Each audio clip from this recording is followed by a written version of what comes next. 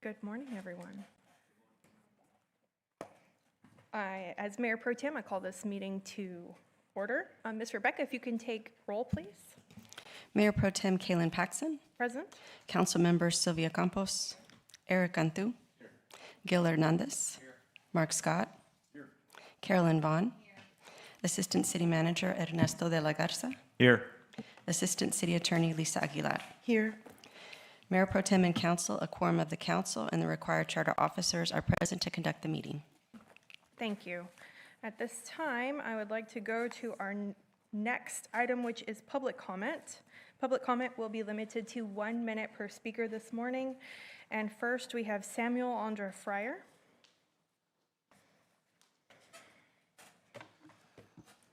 Good morning, Samuel Andre Fryer. I just wanted to say I'm neither here to either support the mayor nor am I here to support those who have filed the petition. I'm actually here for one thing, and that's to encourage the tribunal to be forthright, to be truthful and unbiased, and carry those procedures in a way that without any ulterior motives. And that's so important because the good thing is we're doing this so that we can possibly get things on record. That's a good thing. So regardless of the outcome, that is a very good thing. But I wanted to say one thing. In the Bible, in Proverbs 18:17, it says, the first one to plead his cause seems right until his neighbor comes and examines him.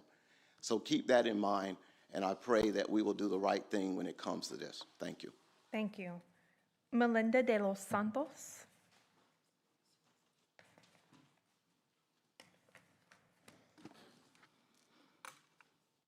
Good morning. I was Melinda de los Santos, District 2.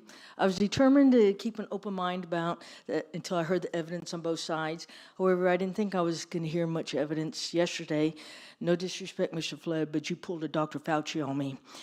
However, after hearing the evidence, I was wondering, is there such a thing as a RICO ruling for malfeasance, misconduct, incompetence, and willful neglect?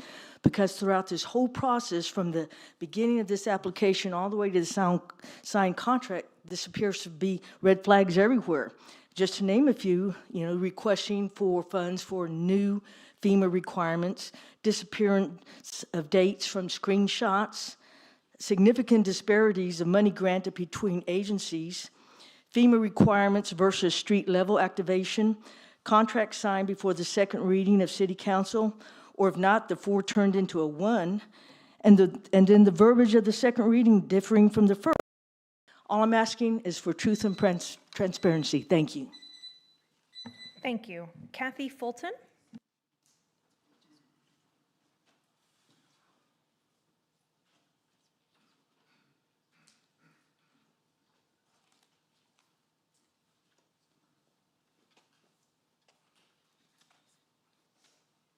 Hi, my name is Kathy Fulton. I'm from Port Aransas, Texas. And I just want to say one thing. Port Aransas and all these surrounding communities are affected by what happens in the city of Corpus Christi. And this matters to us too, okay? It really does. Because your actions impact your surrounding communities. And I just want to say that the poll that was online with Chris News says 70, I think it's 72 or 74% of the people aren't supporting this, don't want this. Only 14% are supporting or say that this should finish happening. I want you to think about that. Those are your voters. 74% of your voters are saying, don't do this. And I think you need to be paying attention. Thank you. Thank you. Sean Merritt.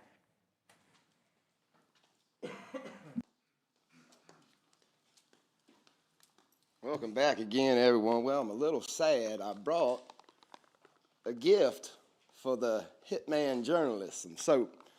He needs it. We'll leave that there for him. Just as soap cleans the body, tribunal, it is your job to clean the body politic. This is not Corpus Christi. This is Corpus Christi. And if you take the head of the snake, the body's going to follow. So follow the charter. Don't let Mr. Flood here use his 50 days to call 50 more witnesses and keep us here to the election, because she'll use 1,500 more mail-in ballots and steal it just like she did with Michael Hunter. Now, that's all I got to say. I wanted to finish from yesterday. Please make sure your minion gets that. He smells very bad. Have a good day, man. Thank you. Ms. Rebecca, do we have any other commenters? No, ma'am. Okay, then that would conclude our public comment at this time. To commence the hearing, we will have announcements from the parties. First, from the legal counsel for the petitioners, and then the legal counsel for the mayor. Mr. Allison, are you ready to proceed? Ready. Mr. Flood? Yes, are you- ready. Thank you. Mr. Flood, you can call your next witness. A respondent calls Council Member Sylvia Campos. And we have an objection to that when it's timely.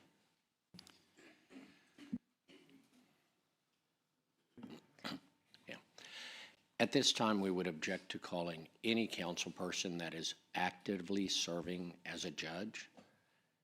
Judges, I mean, quite frankly, if you were in a real courtroom over in Nueces County Court or anywhere in the state of Texas, if you tried to call a judge from the bench, which is essentially what they're trying to do, then that would just be immediately denied. There's actually Texas case law out there that says that if a judge gets on a witness stand and testifies just by doing so, by acting what may be perceived as their own interest, they automatically disqualify themselves.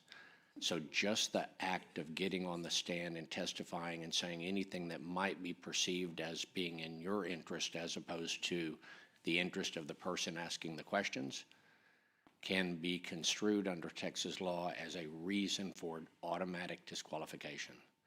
That's the law in the state of Texas, and that's the law in the state of Texas because we don't let judges step off the bench and testify.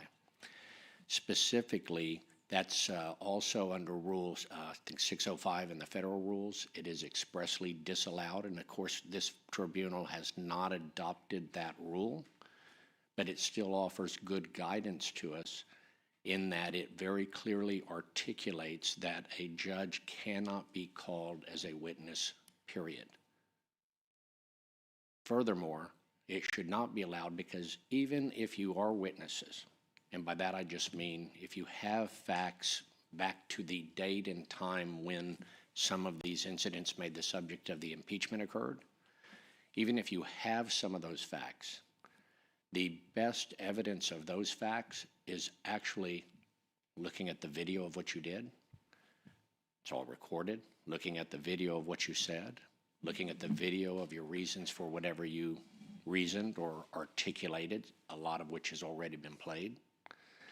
So the best evidence of what you did and why you did it at the time is recorded. Finally, the reason to do it is that there is not any showing whatsoever that any of you have unique knowledge, including Ms. Campos, who's the one he just called, have any unique knowledge of any of the facts of the case that are not either already in evidence or can be spoken to by a different witness who is not sitting as a judge. In other words, why would you put a sitting judge on the stand when you can get the testimony from other witnesses? And they've not met their burden to show that there are no other witnesses that can be called in order to address the issues. For example, if they want to talk to you about your discussions with somebody else, they can call that somebody else, unless, of course, it's a sitting judge. But that's another reason is because there's a lot of judicial authority out there that says when you can go get the testimony from another witness, you should go that route. Here you can do that, whether it's calling Peter Zanoni, whether it's looking at the video, whether it's looking at what you said at other meetings. All of that's been put in the record. It's already there. That really leads me to my last point, which is because there's no need to call you as a witness, any of you, and because there is available information from other sources, what it really boils down to, and we know this, they've been stressing it, Mayor's Council has been stressing it from the beginning, what they're really trying to do is force a square peg in a wooden hole. They're trying to pound it in there because they want to take the position that somehow you're witnesses so you can't be fair. That's an issue that's gone before the federal judge, and the federal judge already denied that request for a temporary restraining order based on that ground. Then they tried again with the federal judge asking for what we call a preliminary injunction, and the federal court denied that request for a preliminary injunction. And then they tried to get what they call a permanent injunction, and the federal judge dismissed their lawsuit. And then they appealed it to the federal court, the United States 5th District Court of Appeals. They appealed it to the U.S. 5th District Court of Appeals and asked on the same reason, the same basis that we're talking about now. They said, well, you all, this group cannot be the judges. And therefore, they argued, Mayor argued, therefore stop these proceedings as unconstitutional. But instead, the Fifth Circuit Court of Appeals said no, thereby clearly giving their blessing that these proceedings are constitutional and that we should follow accordingly. So this argument that they're making is one that has been rejected over and over and over again. And you might recall last time when they called Councilman Roy, they said that, and I don't know if this is true or not under the case law, they said they had an obligation to, their words, try. They said they had an obligation to make an attempt, and that they're doing that, calling you as witnesses to try or attempt having you be witnesses as a means to what they think is preserving error for some subsequent lawsuit they want to file in order to, again, just like they did in federal court, they're going to again try to find these proceedings unconstitutional. So it's really just in that sense,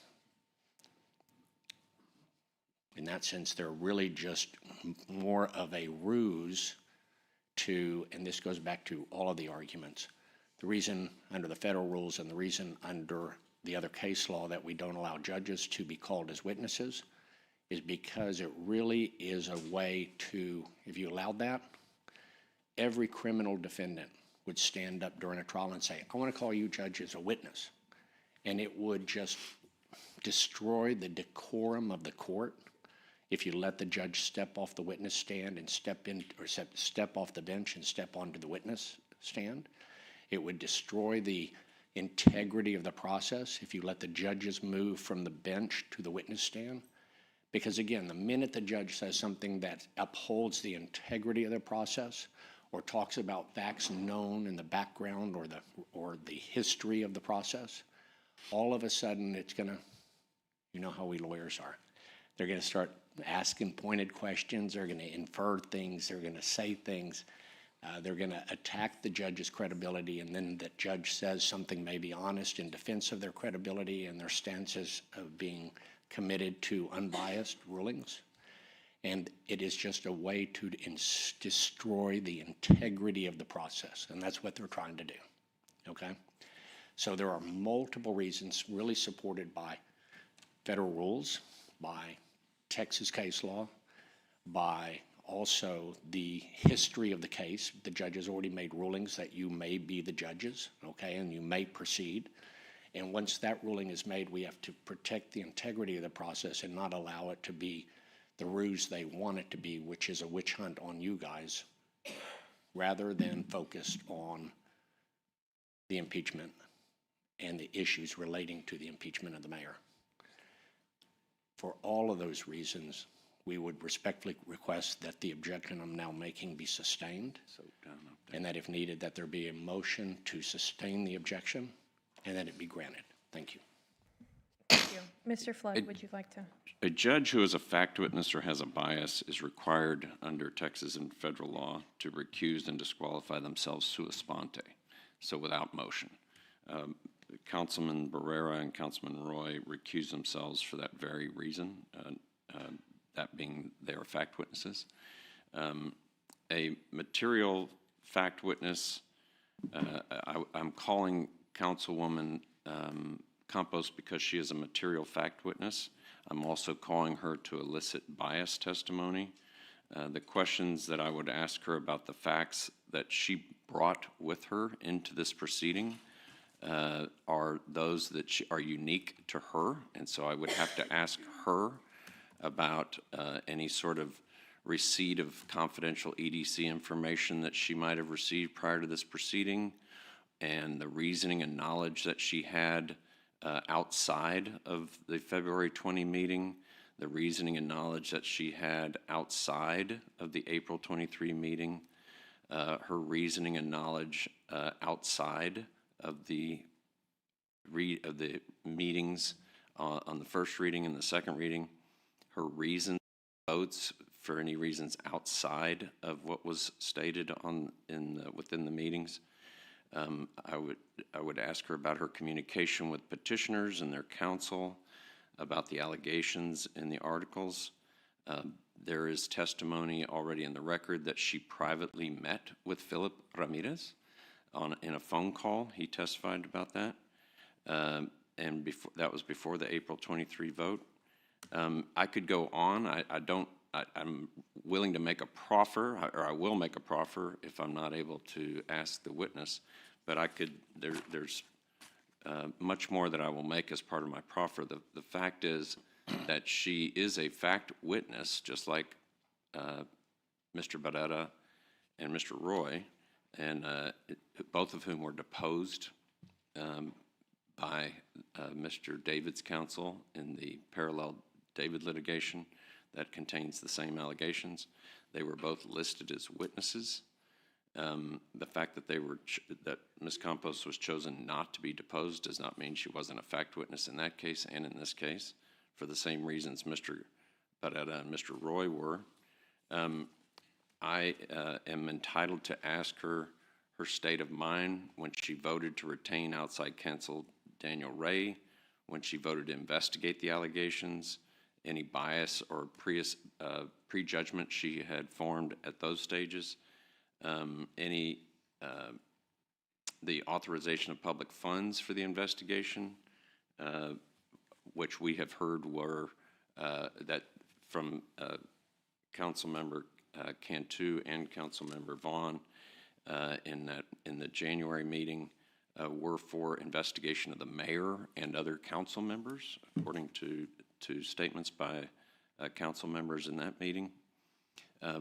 I would offer evidence regarding her private conversations with the mayor regarding this proceeding, which are obviously relevant facts. There was a March 24 meeting in this chamber about advancing the articles of impeachment, where Ms. Campos made statements indicating that she sees this proceeding as the only way to address conduct by Mr. Ramirez. And so I would intend to ask her questions about those beliefs that she brought with her to this trial that started on July 22nd. And then I would also ask her about beliefs that she stated on March 24th that prejudge the mayor, where she states that she believes the mayor, quote, should be sanctioned, end quote, which is a statement made prior to the beginning of this proceeding. And so I would disagree with the argument that she is not a material fact witness in this case, and I would disagree that I'm not entitled to ask her questions about her bias. The fact that the two federal courts elected to allow this proceeding to go forward does not mean that the record is not allowed to be made in this proceeding regarding the very gravamen of the relief that was requested in the Fifth Circuit. The case at the Fifth Circuit remains. It's still there, and I'm entitled to make my record in that regard. And that is what I intend to do, and I ask Councilwoman Campos to take the stand. Thank you, Mr. Flood. At this time, I'm going to call for a motion to either disallow the testimony or grant the objection. Oh, well, That would be the same thing, just so we're careful on wording. It's okay. Thank you. Yes. Motion to sustain the objection and a second. All in favor say aye. Aye. Any opposed, say nay. Nay. It's sustained. Um, Ms. Campos, for record, did you place a vote on this item? Abstained. Thank you. on the, just now, the last vote just now. That's, I'm sorry, I'm just asking a clarification. Was that a reference to a prior vote or the vote just now? Just Just no. now. Okay, thank you, I Thank you. appreciate that. I was just making sure. Yeah, that is, I believe, the correct thing to do. Thank you. Thank you. Yeah, make my proffer now? Okay.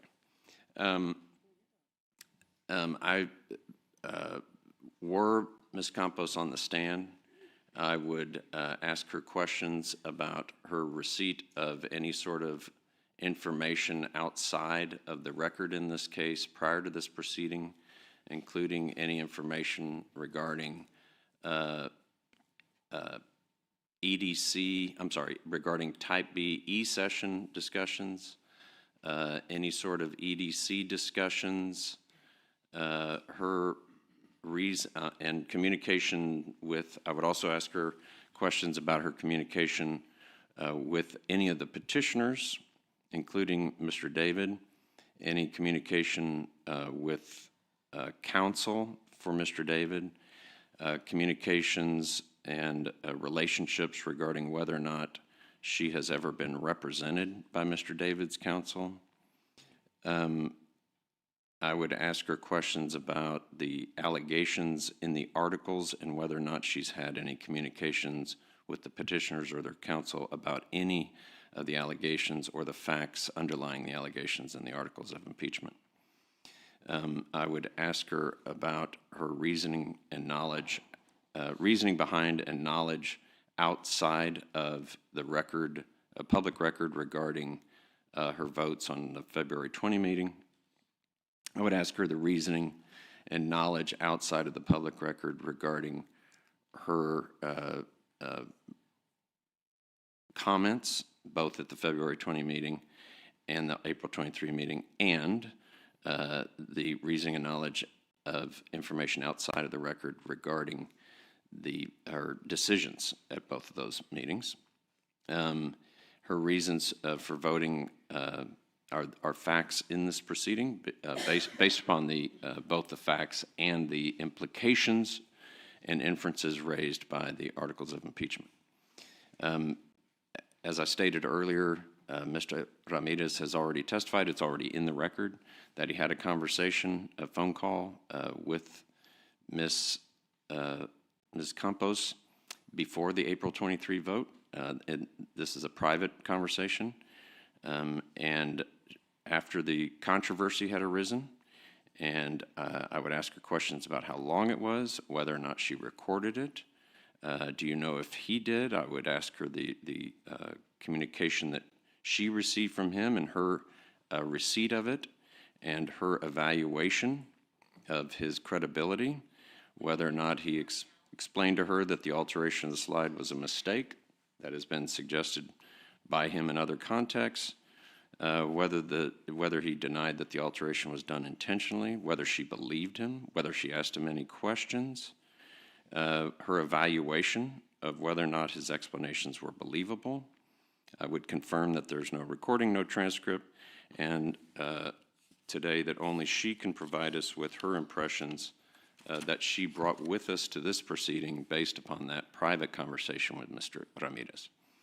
I would also ask her questions about becoming part of the investigation and her state of mind when she voted to retain outside counsel Daniel Ray. And much of these that I'm about to go over are also reflected in a later public statement. And so the state of mind, her state of mind in regards to these issues would be something I would ask her about. You voted to investigate the allegations to get home suites, participate in executive sessions, authorize expenditure, and those were based in part on her own understanding of the underlying facts, which were uniquely gathered by her in her private conversation with Mr. Ramirez, and potentially in other conversations that are not part of the record with Mr. David's counsel, petitioners, and other persons. I would ask her questions about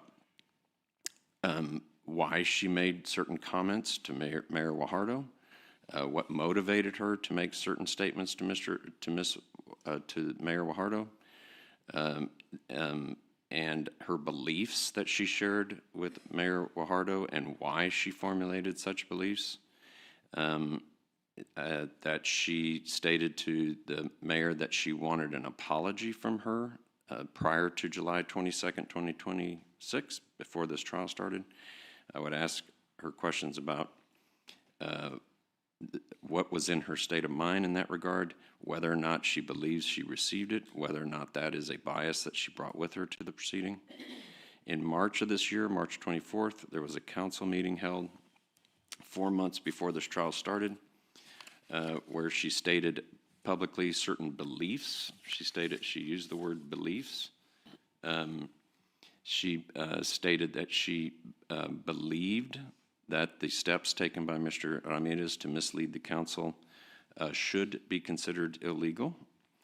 She stated the belief that his steps were intentional. She spoke to Mr. Ramirez. Again, she spoke to him on her own individually, and that, without a doubt, would be part of her state of mind in formulating that opinion. She references in her public statement on March 24th that Mr. Ramirez had contributed to the mayor's campaign, which is a state of mind for her that is apparently some evidence that helps her formulate the beliefs that she shared about the facts underlying the articles of impeachment.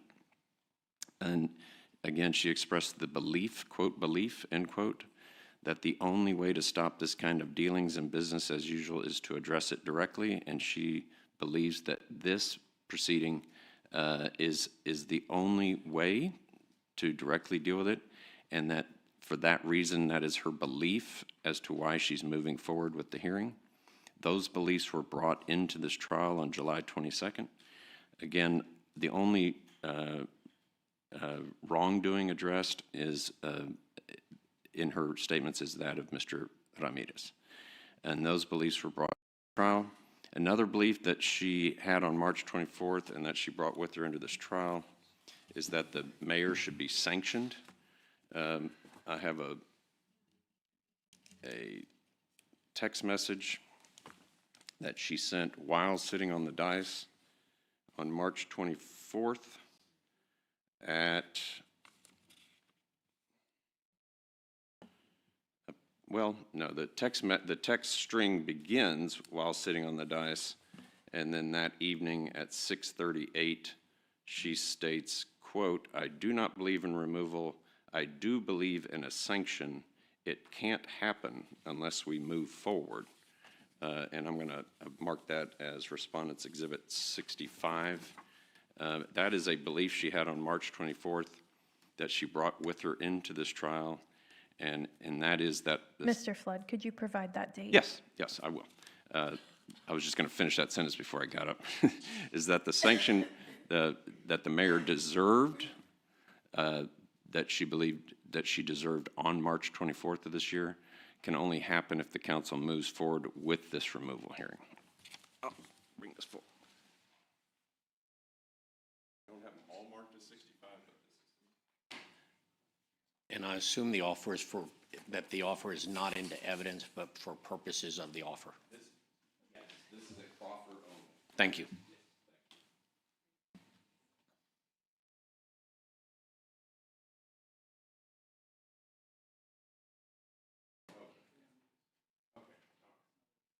I'm just going to give it to, I'm just going to give it to special counsel.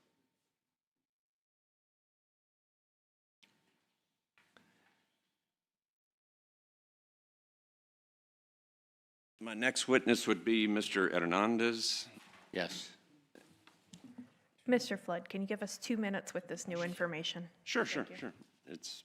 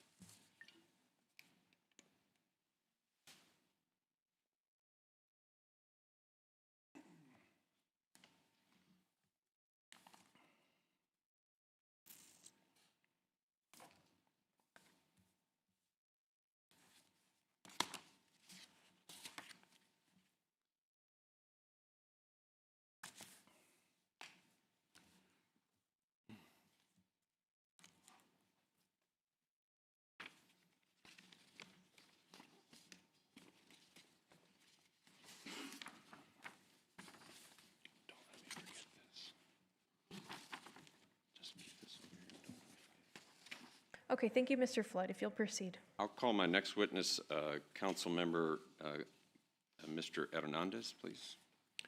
And may I be heard on my objection? Yes. With the tribunal's permission, I gave a lot of objections last time. It's long to explain it all. May I adopt those by reference? Yes. Thank you. We make the same objections to calling Mr. Gil Hernandez, Councilman Gil Hernandez, as we made a moment ago when I was making objections to calling Councilwoman Sylvia Campos. Thank you. Mr. Flood? And Mr. Hernandez is called for the same purposes, and that is to establish that he is a material fact witness and also to establish his bias in regards as a fact finder and judge in these proceedings.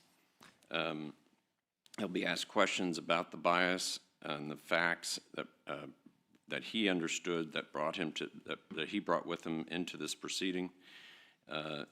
A judge is required under Texas and federal law to recuse and disqualify themselves sua sponte, much as Mr. Barrera and Roy did recuse themselves because they are fact witnesses. I would establish that Mr. Mr. Hernandez, my apologies, likewise is a fact witness and brought with him certain biases.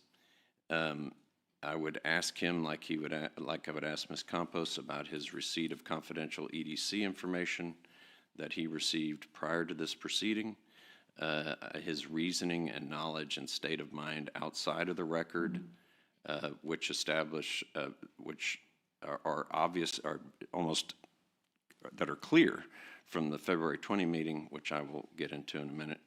I'm happy to make my proffer, have the objections sustained, and then make my proffer, if that's okay. Yes, thank you. At this time, I'll call for a motion to grant the objection. Motion? There's a motion and a second. All in favor say aye. Aye. Any opposed say nay. Nay. I abstain. Thank you, Mr. Hernandez. Mr. Flood? Okay, thank you. As I would have with Ms. Campos, I would ask Mr.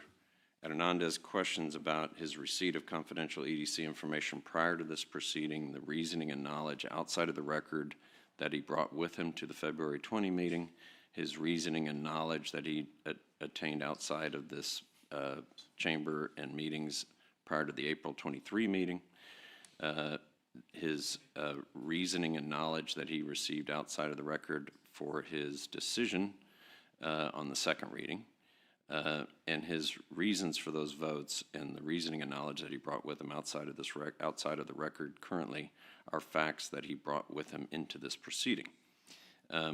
On the specific to the February 20 meeting, he pulled the item from the consent agenda. I would ask him reasons why he did that. And I would ask him questions about the preparation that he made prior to the meeting, all discussions, his personal knowledge that he received from conversations from anyone outside of the proceeding on that day that are public. And I would ask him about his that he researched the item beyond simply reviewing the agenda packet that contained the altered slide. And at the, if you can go to the head discussions, I'm well aware. Oh, yes. I will play a portion of exhibit, what is it? What's our number? It's the 220 meeting. Our petitioner's exhibit of the video that's already been played. I'll ask, can you just play that real quick? Yeah, thank you. Exhibit 6. Part of exhibit 6. By Hilton at the corner of Chaparral Street. Who pulled this one? Councilman Hernandez. Your question or comment? Yes, question. And I'm familiar with this. I've had a couple of discussions about it. We're well aware of the disparity between what the EDC had recommended and what the Type B had done. My concern is not so much fund. Good. Thank you. I would ask him questions about how he became well aware of the discrepancy. I would ask him questions about the research that he had done simply beyond reviewing the agenda packet. He said he had a couple it sounded like about to say he had a couple calls about it. However, he then changed that word to discussions about it. I'd ask him about whether or not he had any phone calls with anybody outside of city staff about the item and his knowledge outside of the public record. I would ask him how his awareness of the disparity, whether it became knowledge that he had outside of the public record that was included within the agenda memo for the February 20 meeting. I would ask him questions about his knowledge regarding the mayor on the EDC board. I'd ask him any questions that I'd ask him questions about his contacts with Mr. Hunter or anyone else that sits on the EDC board prior to the February 20 meeting. I would ask him if he was aware of any of the discussions within the EDC meeting. And again, this is not evidence that's being admitted right now. This is just part of my proffer. In those conversations he had, I would ask him what he learned about anything that happened both in the EDC meetings and in the Type B meetings, whether those were the latter, the Type B meetings being either whether he learned anything that came from closed session or whether he learned anything that came from the public meetings. What he learned about what was described as a spirited discussion within the EDC meeting. What did he learn, whether the FEMA timing narrative was addressed at the EDC meeting, and whether he learned anything that suggested whether the mayor learned anything prior to February 20th related to this, to the FEMA narrative or the slide itself, and whether he learned anything that suggested whether the mayor was informed that someone at the EDC meeting may have expressed skepticism about the FEMA narrative. I would ask him questions about that. Again, since he's not being allowed to testify, that is not going to be part of the record. Let's learn, and then I would ask him about his conversations with Mr. David or Mr. Gully or Mr. Hunter or the mayor or anyone else on the EDC board, and ask him all about the concerns that he had about the item before the first reading, because he stated that he had concerns.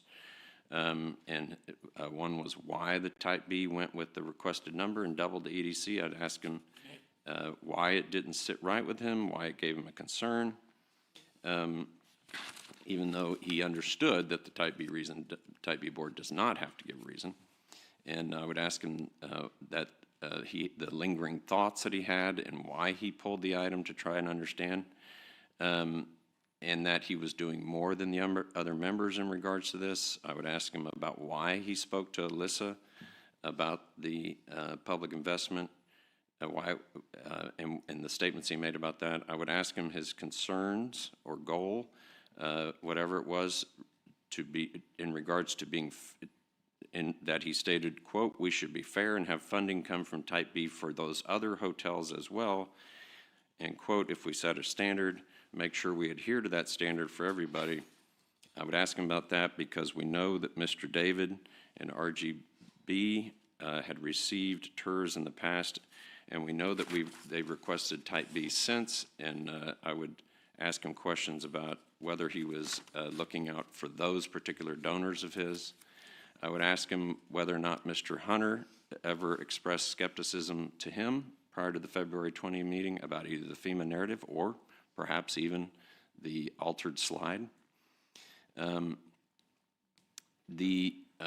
would ask him about the apparent repeat of the narrative by members Suckley, Roy, the mayor, and also Mr. Culbertson, and whether he and his reaction to those repeats of the apparent narrative.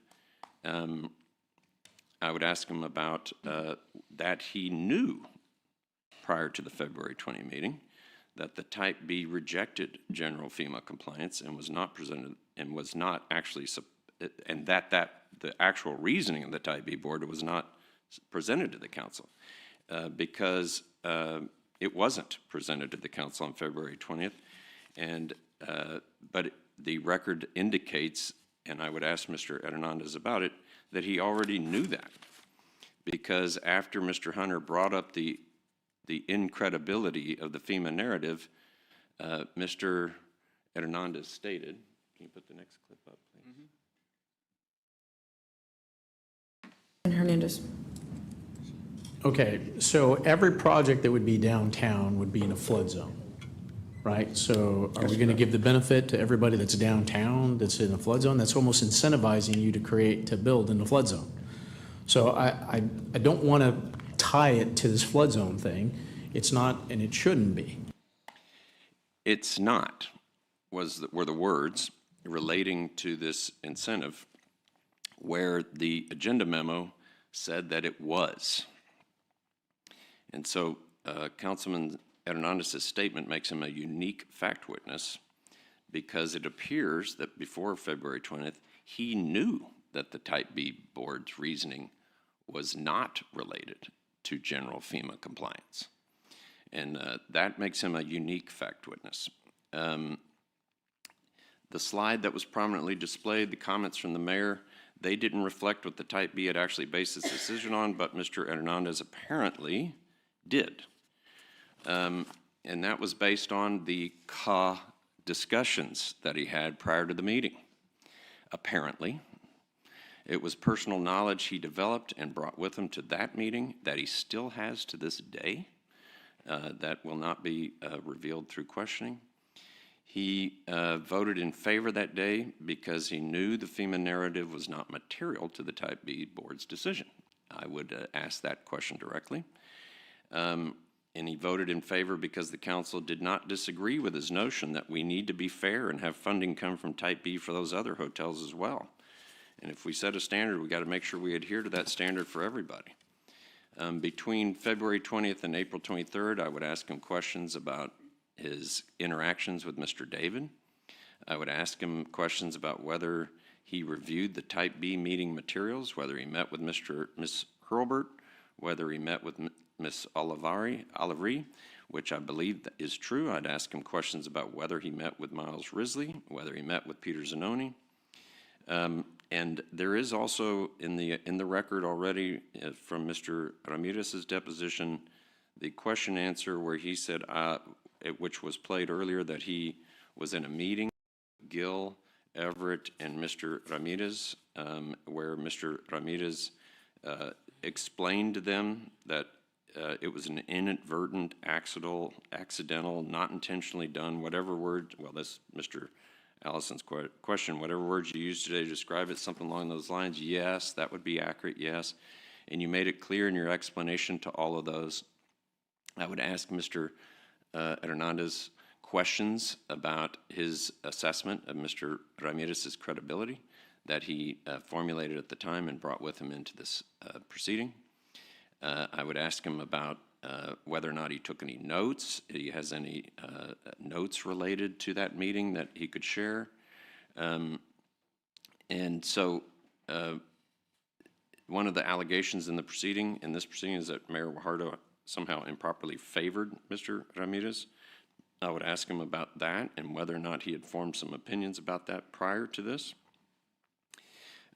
He got to have a firsthand assessment of whether Mr. Ramirez was telling the truth about the slide. It wasn't on a phone call. It wasn't anything. I'd ask him about the questions he asked Mr. Ramirez, why he asked those questions, in that he formulated impressions about his credibility prior to this proceeding.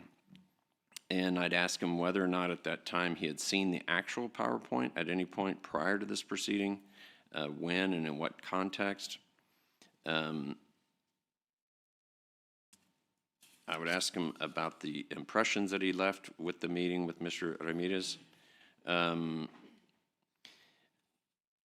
would ask him if he, it says the articles of impeachment assert that the mayor was advocating for the person and not the project, and I would ask him if he, has any understanding of what Mr. Ramirez had said to the mayor at any point along the way, if he has any knowledge about that.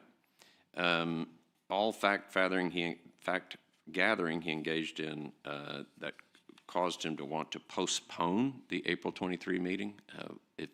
Review of the record indicates that he said he had two reasons to get the unresolved issue about how they arrived at the $2 million, but also for Mr. Zanoni to complete his investigation. I'd ask him questions about his state of mind at the time in regards to both of those issues. I'd ask him questions about why he had the Type B board president present on April 23rd, and he did not inquire of that person regarding the unresolved issues he had about how it is that the Type B board arrived at the $2 million as opposed to the $1,043,000, and his state of mind in that regard, and the reasonable inferences drawn therefrom. I would ask him about the executive session on April 16, and whether or not his recollection is that of the same of other witnesses, and the presentation that neither Peter Zanoni nor Mr. Risley ever, or whether or not his impressions after the meeting are that that he'd never heard in the meeting that, it's kind of interesting to not violate the executive session rules in a proffer. So whether or not he also shared the other witnesses' formulation that they did not leave that meeting with the impression that any crime had occurred, but that there were only allegations, which is a central fact to the articles of impeachment.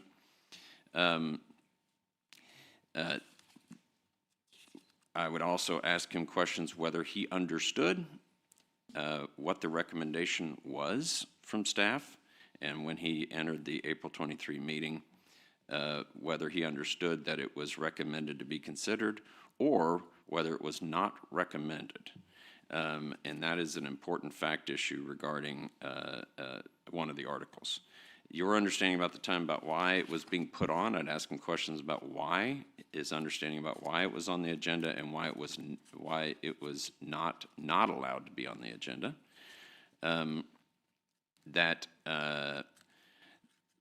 would ask him about the April 23, that going back to the February 20, and he stated on April 23rd, it's a very long agenda memo that talked about all the issues that came about, and unfortunately, via various reasons, the presentations and the information didn't always match up with what was actually happening, end quote. That was a quote of Mr. Hernandez at the meeting. And so I would ask him questions about the various reasons and whether EDC and staff simply pulled the EDC material presentation to the council, bypassing the actual reason that Type B gave, which he called editing of the slide. And he referenced that Mr. Ramirez and Bacta hadn't responded to the city manager's inquiries.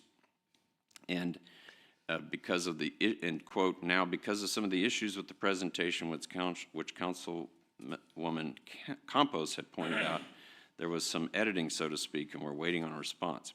And he claimed there were muddy waters, but they were not muddy for Mr. Hernandez because he knew before February 20th that the Type B board's reasoning was not based on general FEMA compliance, because recall his statement was, it isn't.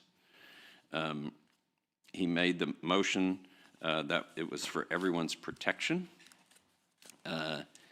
and the motion that he made that the second for was withdrawn was for everyone's protection. I'd ask him questions about what he meant by that and what it is that he was trying to protect the public from. And let's see,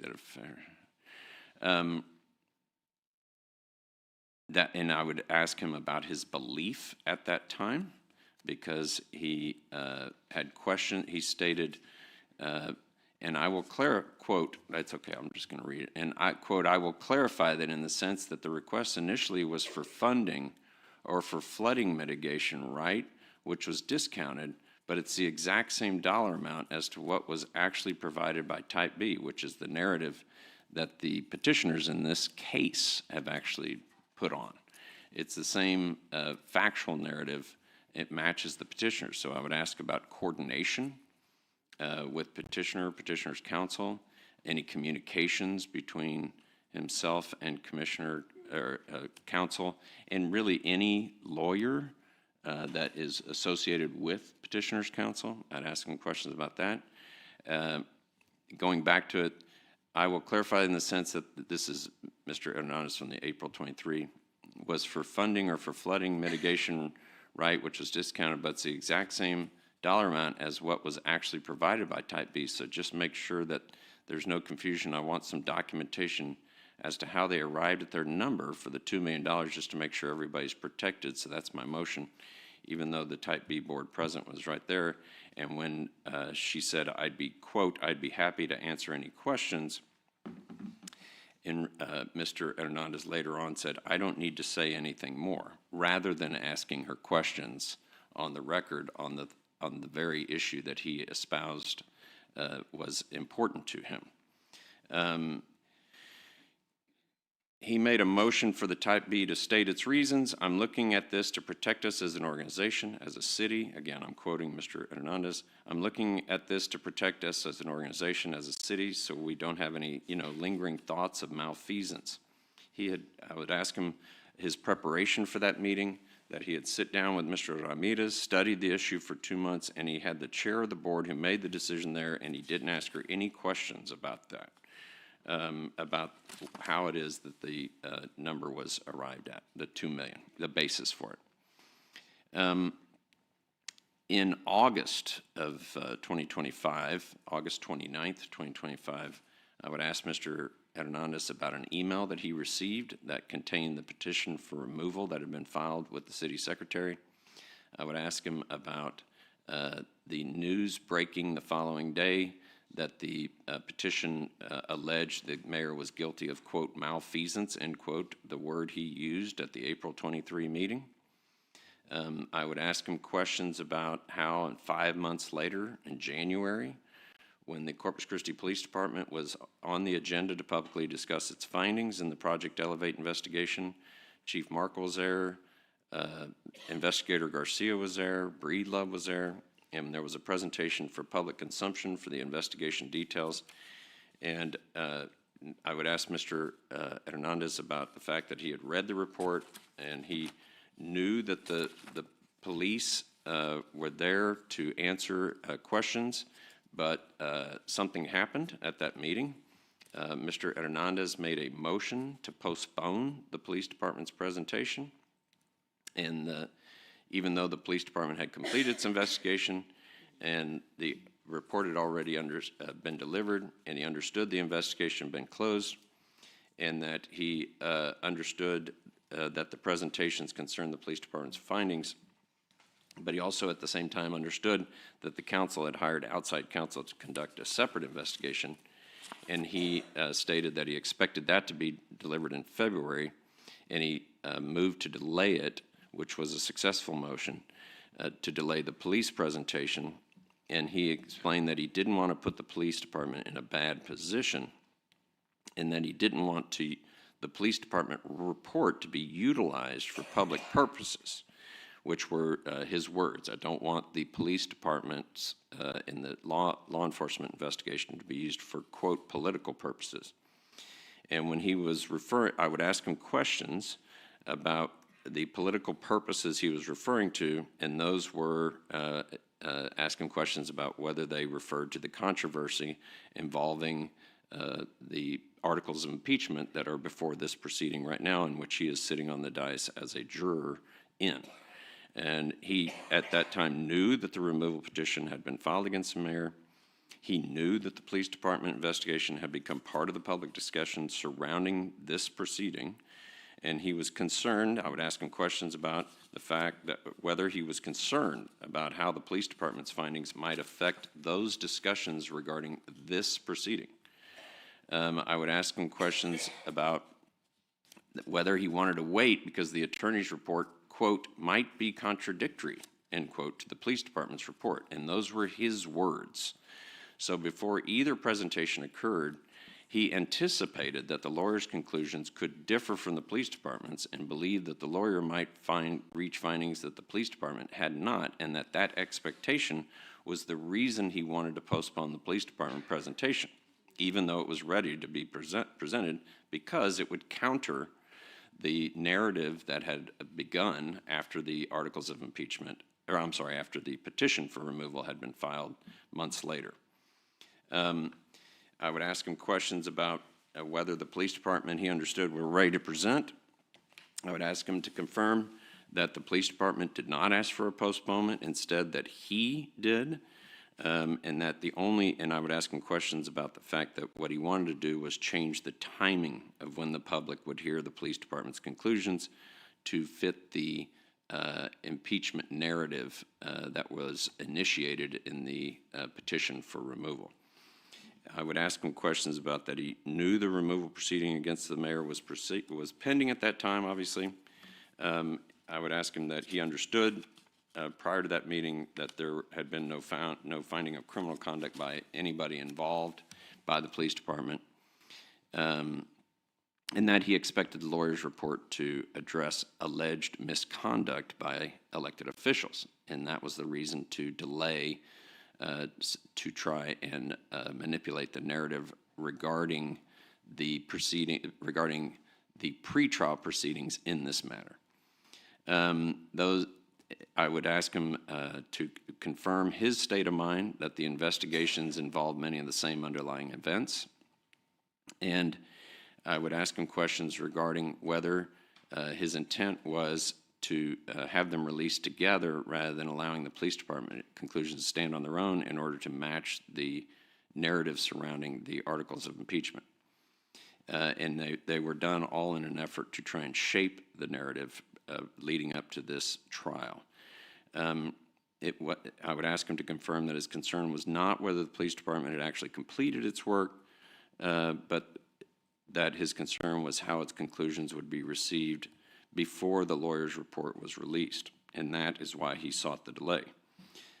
He stated, quote, "I don't want to put you in a bad spot or have you utilized for political purpose, so I want to make sure that we have all the information at the same time." And one of the justifications was that the police findings would be used for political purposes, and Mr. Hernandez has publicly confirmed that this removal proceeding is a political process and not a legal process. I would ask him to confirm that a policy is something that focuses on written rules and guidelines and goals, and it answers what actions will be taken to fix an issue.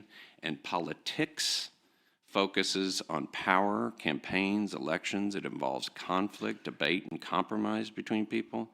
It answers who gets to rule and how they win support. And I would then return to the facts of the petition, the timing of the petition for removal, the postponement, the Corpus Christi Police Department and Daniel Ray presentations in February, and that less than a month later, I would ask him about his state of mind of signing the three-signature memo, initiating the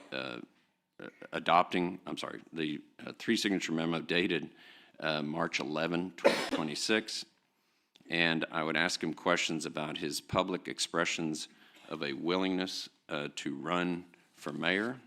I would ask him questions about his decision and state of mind to sign the three-signature memo and to put this removal proceeding on the agenda to start the process, and that it was a political decision to sign the three-signature memo. And I would ask him, do you have the clip? Ask him about a... The city secretary has some authority to put stuff on the agenda, but she just didn't want, I'm going to ask him questions about his state of mind on, do you know the date that was? It's okay. On April 29th, just 6 weeks after signing the three-signature memo, and that his state of mind in signing the signature memo was not founded on policy, and it was not founded on anything other than politics. And this, I would confront him with this statement, that public statement he made. The city secretary has some authority to put stuff on the agenda, but she just didn't want, she wasn't going to. And no... I would confirm with Mr. Hernandez that that is his voice that we hear in that clip. Go ahead. Staff member would ever do it, because it really is a political process. Yeah. Well, so given the Political situation, process, not a legal process? well, the charter is an ordinance, right? Or it's voted on by the citizens, right? So we're following that process. But any kind of these things is to put stuff on the agenda is by the policies that we have in place. I would ask him to confirm that the memo itself is the policy, but the decision that he made in his state of mind when signing it was, as he stated publicly, political. I would ask him questions about in November, the November 7, 2023 Proposition A, that voters in Corpus Christi considered Proposition A. Proposition A, I'll ask him questions about Proposition A would have supported the renewing of a 25-cent sales tax and dedicating the revenue to constructing and renovating regional parks, convention center complex. I would ask him to confirm that Mr. Ajit David, a petitioner, a person in this case who's identified himself as a petitioner, who is sitting right now next to Petitioner's Counsel, who is has been at these proceedings, as far as I can tell, every single day. And I would ask him to confirm that, as I think he would, that Mr. David and Mr. Raju Bhagat were opposed to Proposition A back in 2023. I would ask him to confirm that in 2024 he was the chair of the Audit Committee. And I would ask him to confirm that on August 28th, 2024, the Auditor's Office received an allegation regarding a $2 million incentive to the Homewood Suites by Hilton at the corner of North Chaparral Street and Lomax Street in downtown Corpus Christi, and that according to the allegation, a government document was altered to obtain tax dollars from the Type B Corporation. I would ask him to confirm as auditor, based on his personal knowledge and in his capacity as chair of the Audit Committee, that Mr. David is who made that allegation. And Mr. David I would ask him to confirm his personal knowledge that Mr. David is a partner in or affiliated with Bayfront Marina Investments LP, and that he was chair of the Audit Committee, as I stated, and that the following day, the day after August 28th, 2024, on August 29th, 2024, Bayfront Marina Investments donated $1,500 to Mr. Hernandez, and then a month later they donated 1 month later.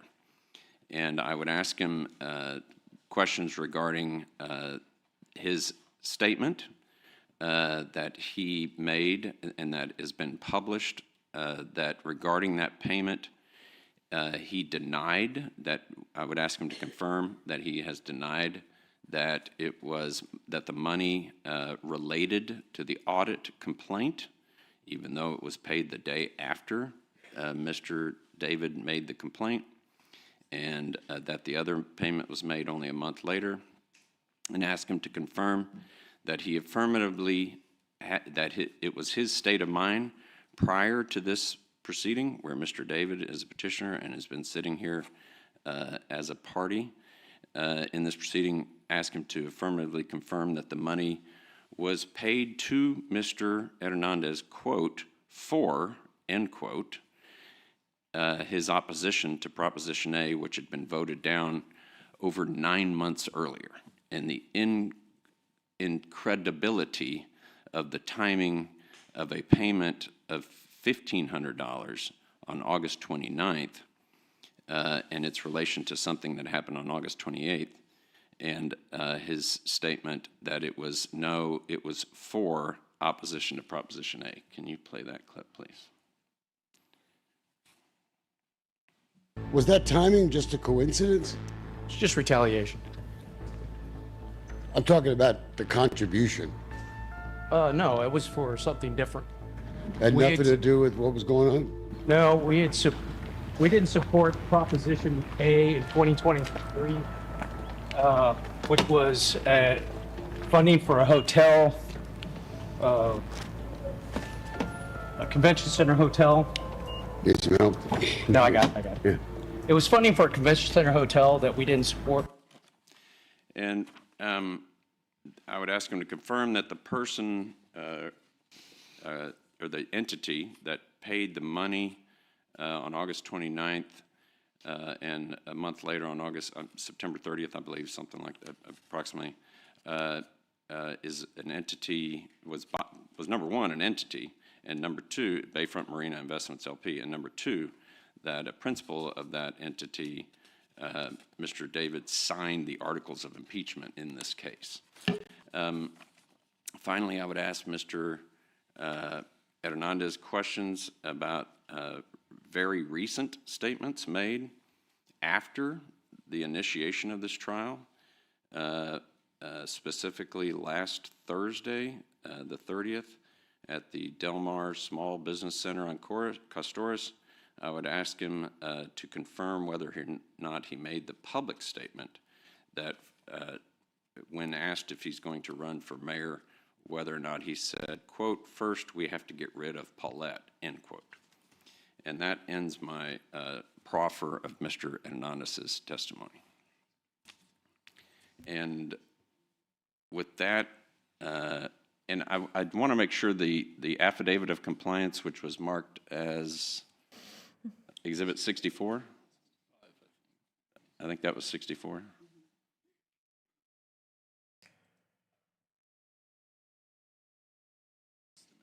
Yeah, that's what I mean. The affidavit of compliance is Exhibit 64. Yeah, I'm going to go ahead and offer Exhibit 64. No objection. All right. The only housekeeping item I have with that is, go ahead. I asked that 64 be admitted. Yes, and there's admitted. Okay, thank you very much. Sorry about that. No And so objection. with that, respondent rests. Thank you. A rebuttal? Yes, at this time we call Brian Gully. And I have an objection to the rebuttal because that needs to be heard before Mr. Gully is brought in. Okay, let me grab that. Okay.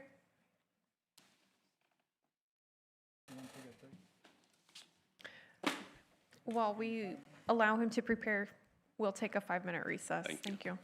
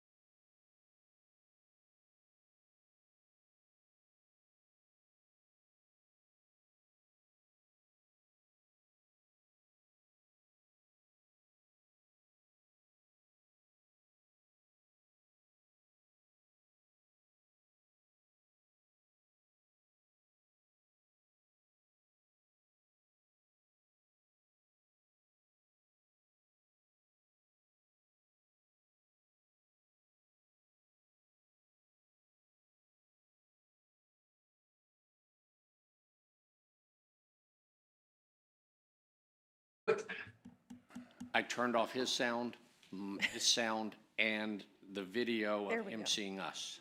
Okay, all right, then So I I think I did the believe right thing. everything's in order now, so we will call this meeting resumed. Thank you. Yes, Mr. Flood.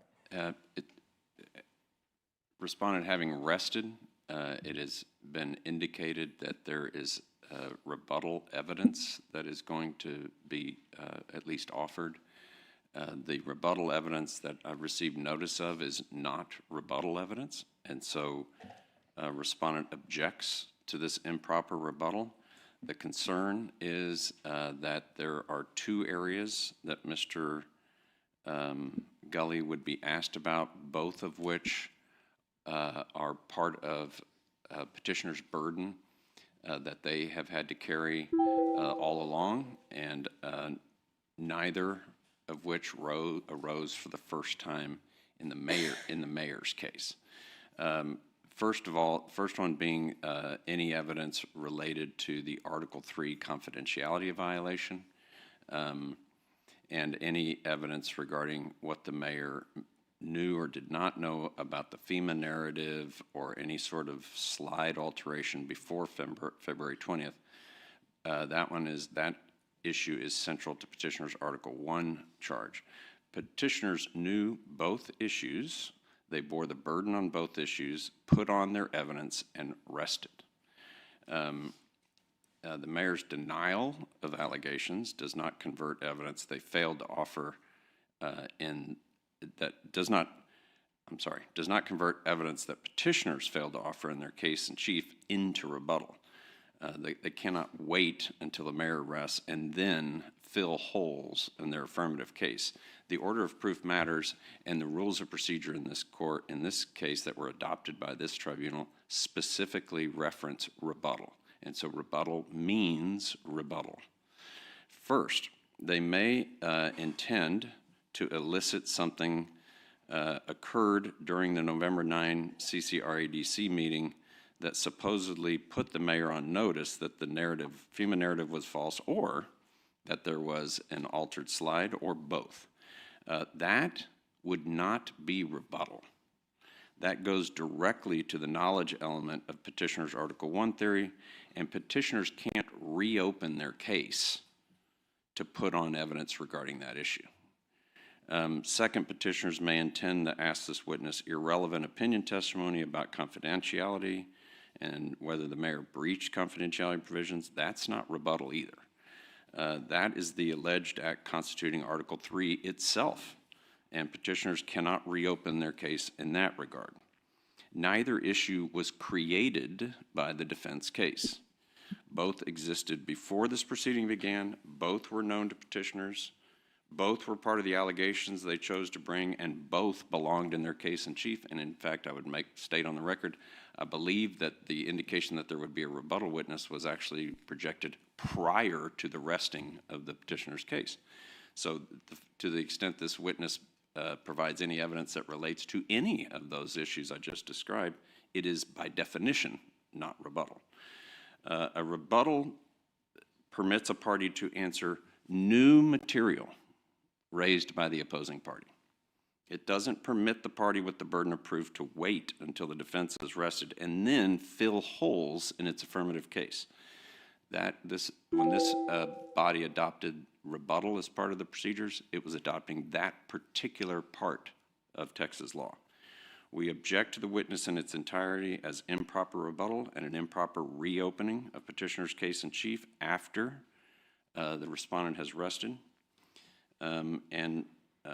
If this objection is not sustained and before the witness testifies, we would ask petitioners to identify the particular evidence that was introduced for the first time during the mayor's case that the proposed area of testimony is offered to rebut.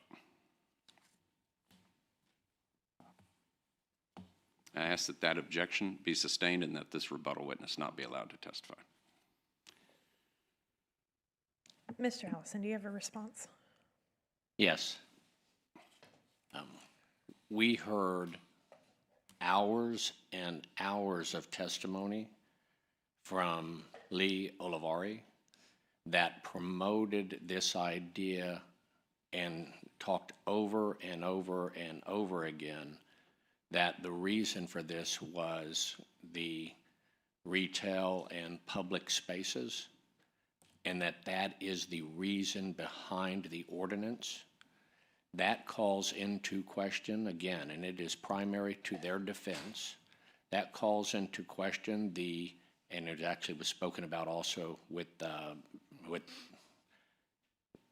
Leo Lavari and also with their other witness, who was Councilman Roy Barrera. All of that led to further testimony about what happened at CCREDC, which was specifically discussed in all of the testimony, and there was debate and dispute about that. Those disputes that were raised, this different narrative that they have raised throughout their defense, is, I believe, will be specifically rebutted by the testimony of Dr. Gully. The rules expressly allow for rebuttal testimony, and therefore we think that this witness does have evidence of value for this tribunal, and in the interest of transparency and pursuant to the express rules of this tribunal, we ask that their motion be denied or their objection be denied. Mr. Flood. There was no evidence offered through Leo Lavari or Everett Roy about what happened within the meeting at the CCREDC. That did not happen. There's a transcript of yesterday's hearing, and that evidence will not be found. And so this is improper rebuttal. This is evidence that clearly could have been presented during petitioner's case in chief, and we would again re-urge our objection that it is simply not true that the evidence yesterday included evidence about from witnesses about what happened. Mr. Roy was not at the meeting. Ms. Lavari was not at the meeting, and that was not evidence offered. None of that was offered by the mayor. So this is improper rebuttal.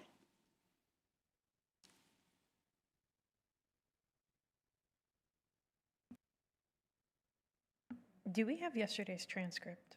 Do I have them? I received a rough draft from the court reporter last night, and I'm happy to forward it for review. I don't have it. I will tell you that I know we went specifically over the CCREDC meeting that we have the meetings from executive session on, and we went specifically over those. And so it has absolutely been a part of their case that we are now rebutting. In the record, there will not be found any offer by the mayor regarding that. That's simply not true. To the extent council wanted to try and inject part of its case into the mayor's case, that's fine.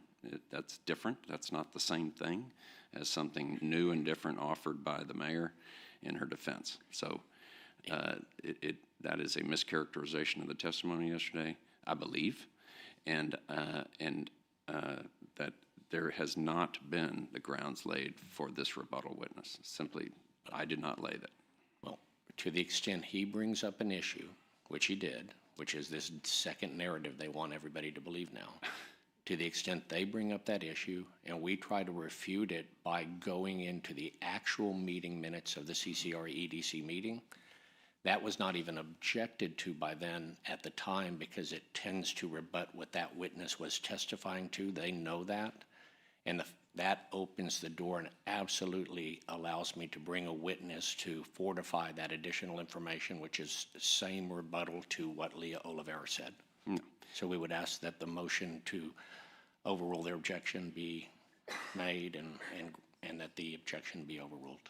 What I just heard is that it was an attempt to inject by the petitioner. And so, again, that is not the way rebuttal works.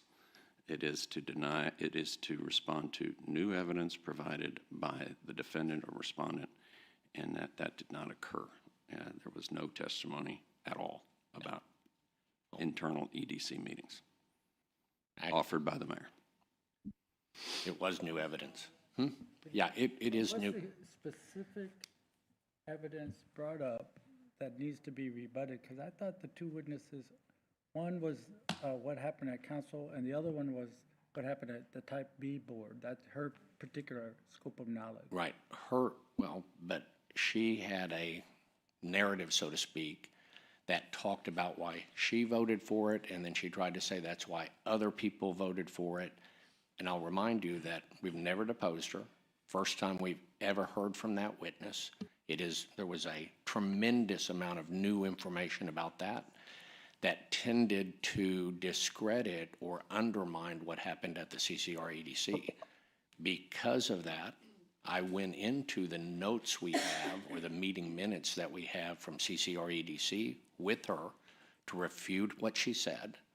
But I'm entitled then, when that is the first time I've ever heard that evidence, I'm entitled then to have a witness then come and support what I think is in those notes from CCR EDC as additional evidence to rebut what she said for the first time, never heard it before. But what did she say specifically? What did she say specifically? Because her knowledge was limited to my understanding of how they voted. Well, it actually goes back to the same staff people, if you'll recall. The CCR EDC staff prepares what goes in front of CCR EDC, and the CCR EDC staff prepares what goes in front of Type B, and the CCR EDC staff prepares what goes in front of the city here. So there is a common thread there throughout that I think needs to be rebutted and clarified. All that evidence was included in the petitioner's case in chief, what I just heard. All of that, every single one of those facts he just stated was contained in petitioner's case in chief.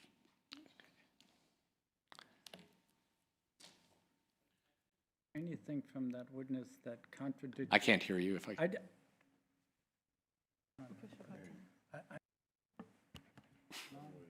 Push it. I didn't hear anything what she testified to that contradicted the position of the prior testimony of what might have happened at EDC. That only that when it came to them, there was a presentation asking for money for infrastructure and then the street issue. And they only voted on the street issue and disregarded the element or consideration of infrastructure. So she had no personal knowledge and didn't really tie back into the previous EDC meetings. That's my recollection of her testimony. Yeah. I think her testimony brings into question all of that with the same staff members that worked on exactly that piece of it. She repeatedly took the position that she was very clear and everybody else was very confused. And that is the first time we've ever heard that, and I think we're entitled to rebut it. Not evidence offered by the mayor in her case in chief. That's just simply inaccurate. The fact of the matter remains that the attempt to elicit testimony about what happened during the November 9 EDC meeting is not in rebuttal to anything that the mayor placed into evidence during her case in chief. It only relates to an issue that was raised and was attempted to be addressed in petitioner's case in chief. Rebuttal is not available to fill a hole that is contained within petitioner's case. And that's what they're attempting to do, and we object for that reason. Did Roy Everett ever express any personal knowledge about what happened at EDC? Well, he definitely testified about what happened at CCR EDC. He was not personally there. The answer to that question was no.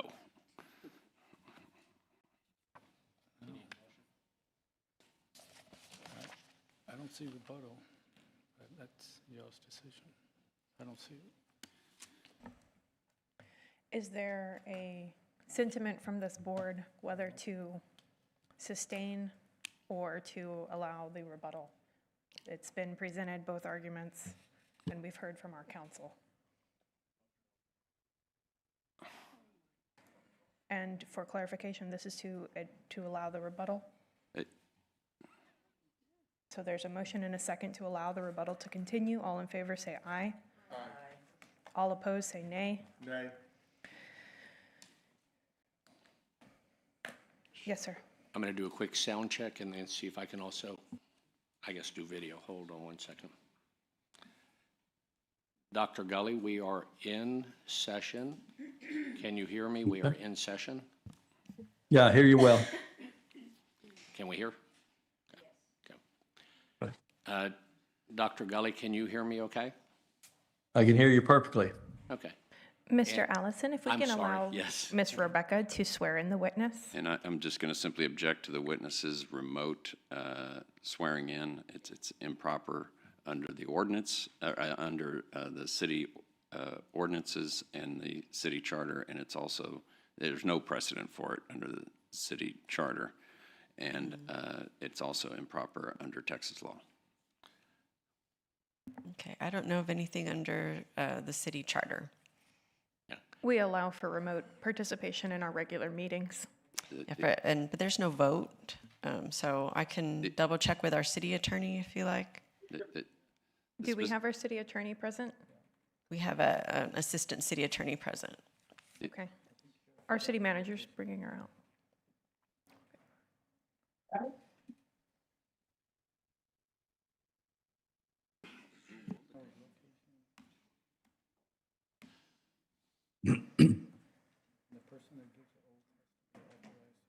Dr. Gully, if you'll hold on one moment, please.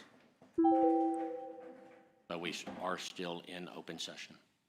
Hi, Ms. Lisa. Yes, I was checking. I didn't find anything that would prohibit it. So I think it's Okay. allowed. Thank you. Objection, there's nothing that permits it. And so this is there are definitely, under the articles, under the rules of procedure, allowed for the calling of witnesses, subpoenaing witnesses, and Mr. Gully, Dr. Gully, is not here in the chambers, and so there's nothing in the rules of procedure that afford a remote swearing in of a witness, and there is nothing in the city charter that allows the swearing in of a remote witness, and there is nothing under Texas law that allows the witness in this situation to be sworn in remotely, and so respondent objects for that reason. And I would respond to that by saying that the rules adopted here expressly allow for witnesses to be called who can be sworn by somebody who is qualified to administer an oath. We can do that here.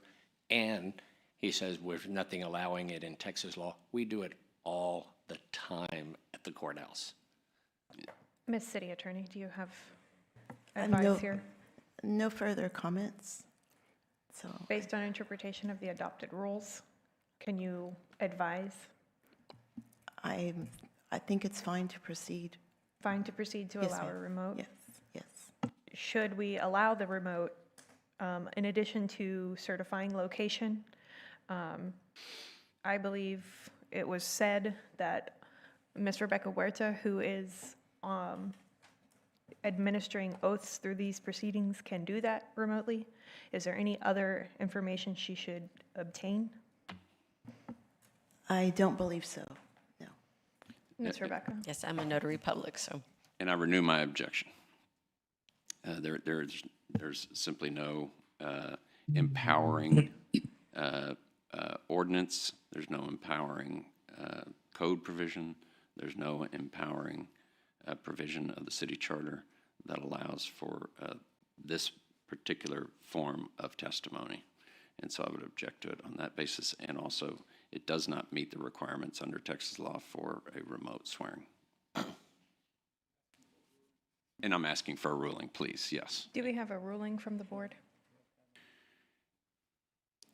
I'm sorry? Second. Motion and second to overrule. All in favor say aye. Aye. Any opposed say nay. Motion carries. Thank you. Ms. Rebecca? I do have one more objection, I'm sorry. My apologies. Quickly.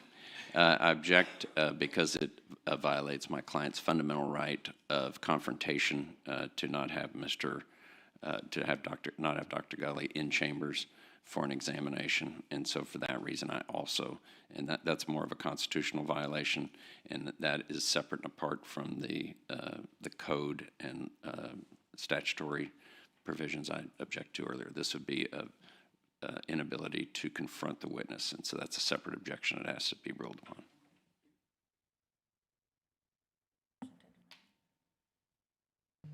Do you have a response, Mr. Flood? Sure. Again, happens all the time. You can confront people over a video conference. You can examine them. You can cross-examine them. We do it all the time in civil cases. They do it all the time in criminal cases. It is something that occurs frequently and is a courtesy extended to witnesses. And I think we meet all of those parameters, and as such, there's no fundamental deprivation of any constitutional right by having them confront this witness over video, audio, rather than in person. And without the ability to tender exhibits to them or anything like that. So we have the ability to tender exhibits by Zoom. I'd stand on my objection, please. Okay. Ask that it be ruled upon. We have a motion to overrule. Second. And a second. All in favor say aye. Aye. Any opposed say nay. Nay. May I proceed? I think so. I think she needs to swear him in. Yes, of course, as soon as Ms. Rebecca swears in the witness, yes. All right, Mr. Brian Gully, Dr. Brian Gully, raise your right hand. Do you solemnly swear or affirm that the testimony you are about to give is the truth, the whole truth, and nothing but the truth? I do. Thank you. Dr. Gully, can you hear us okay? Yes, I can. And we can hear you fine. This is Doug Allison, and I'm going to start by just asking you to state your name, please. Dr. Robert Brian Gully. And where do you reside? 14202 Playa del Rey, Corpus Christi, 78418. And how long have you been a resident of this community? 73 years. Okay, and go ahead and tell us what your background is professionally. My training and occupation is oral and maxillofacial surgeon and a businessman. And specifically, have you been active in some of the local community boards and maybe even city or I know port boards? 2 terms as port commissioner and then serving on the EDC, the Taipei board, ISAC board, Chamber of Commerce, multiple boards. Yeah. But the aquarium executive board, and I'm on the advisory board of the University of Texas Marine Science Institute currently. I'm going to get sort of right to the point. Did you serve on what we call the CCR EDC board in 2023? Yes, I did. And were you serving on that board when the Homewood Suites project, if I call it that, do you know what I'm referring to? Yes. When the Homewood Suites project made their application for $2 million through the EDC, RRE, Corpus Christi Regional Economic Development Corporation, when the Homewood Suites made that application, were you on that CCR EDC board? Yes, I think I was the vice chair at that time. And was Mayor Paulette Guajardo also serving on that board at that time? Yes.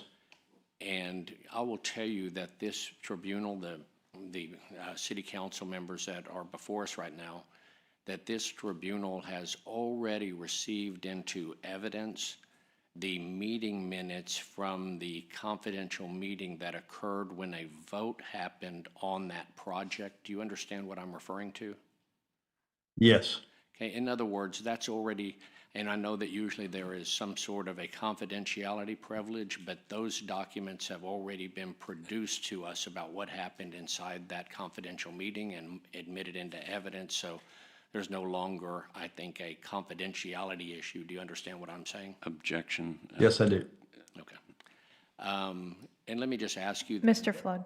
Give them Pardon? a little bit of time to make an objection before you answer. Yes, sir. Mr. Flood. Yeah, my objection was that the premise that he presented the witness with was a mischaracterization of the prior testimony. And so that specifically that the confidentiality related to the information received as opposed to the actual meeting itself. And so, and the only premise for that was a question of Mr. Culbertson that counsel asked Mr. Culbertson, are those meetings public? And Mr. Culbertson said, no, we are a private 501c6. So that is not testimony. That establishes that the meeting was confidential. And so I'm objecting to it on that basis. Yeah, I've asked it, he's answered it. I'll go to the next question. I ask that the objection be sustained because it was a false premise presented to the witness. And so I ask that the question itself, that the objection be sustained and a different question be asked. I think the correct response to that probably is that the tribunal will recall the evidence.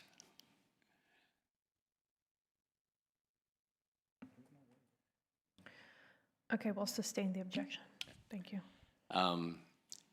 Dr. Gully, were you at that meeting when there was discussion about whether or not to approve an incentive award for the Homewood Suites project? And by that meeting, I mean at CCR-EDC. Yes, I was. Was Mayor Paulette Guajardo at that meeting? Yes. Who else, if you recall, would have been at that meeting? There's about more than a dozen people at that meeting. Bart Brazelton, Sarah Tyndall, who was presiding as a head staff member because Mike Culbertson wasn't at that meeting. There would have been I don't remember exactly which meeting people were there, but there was quite a few of the regular members. I think Dennis Black was guy. I don't remember everybody that was there. I didn't pay that much attention to it, but there was a pretty full meeting and we had a quorum. Okay, and would you rely on the meeting minutes to identify who was actually there? I would have to, yes. Okay. And so do you recall there being a debate about whether or not to give any incentive award to the Homewood Suites?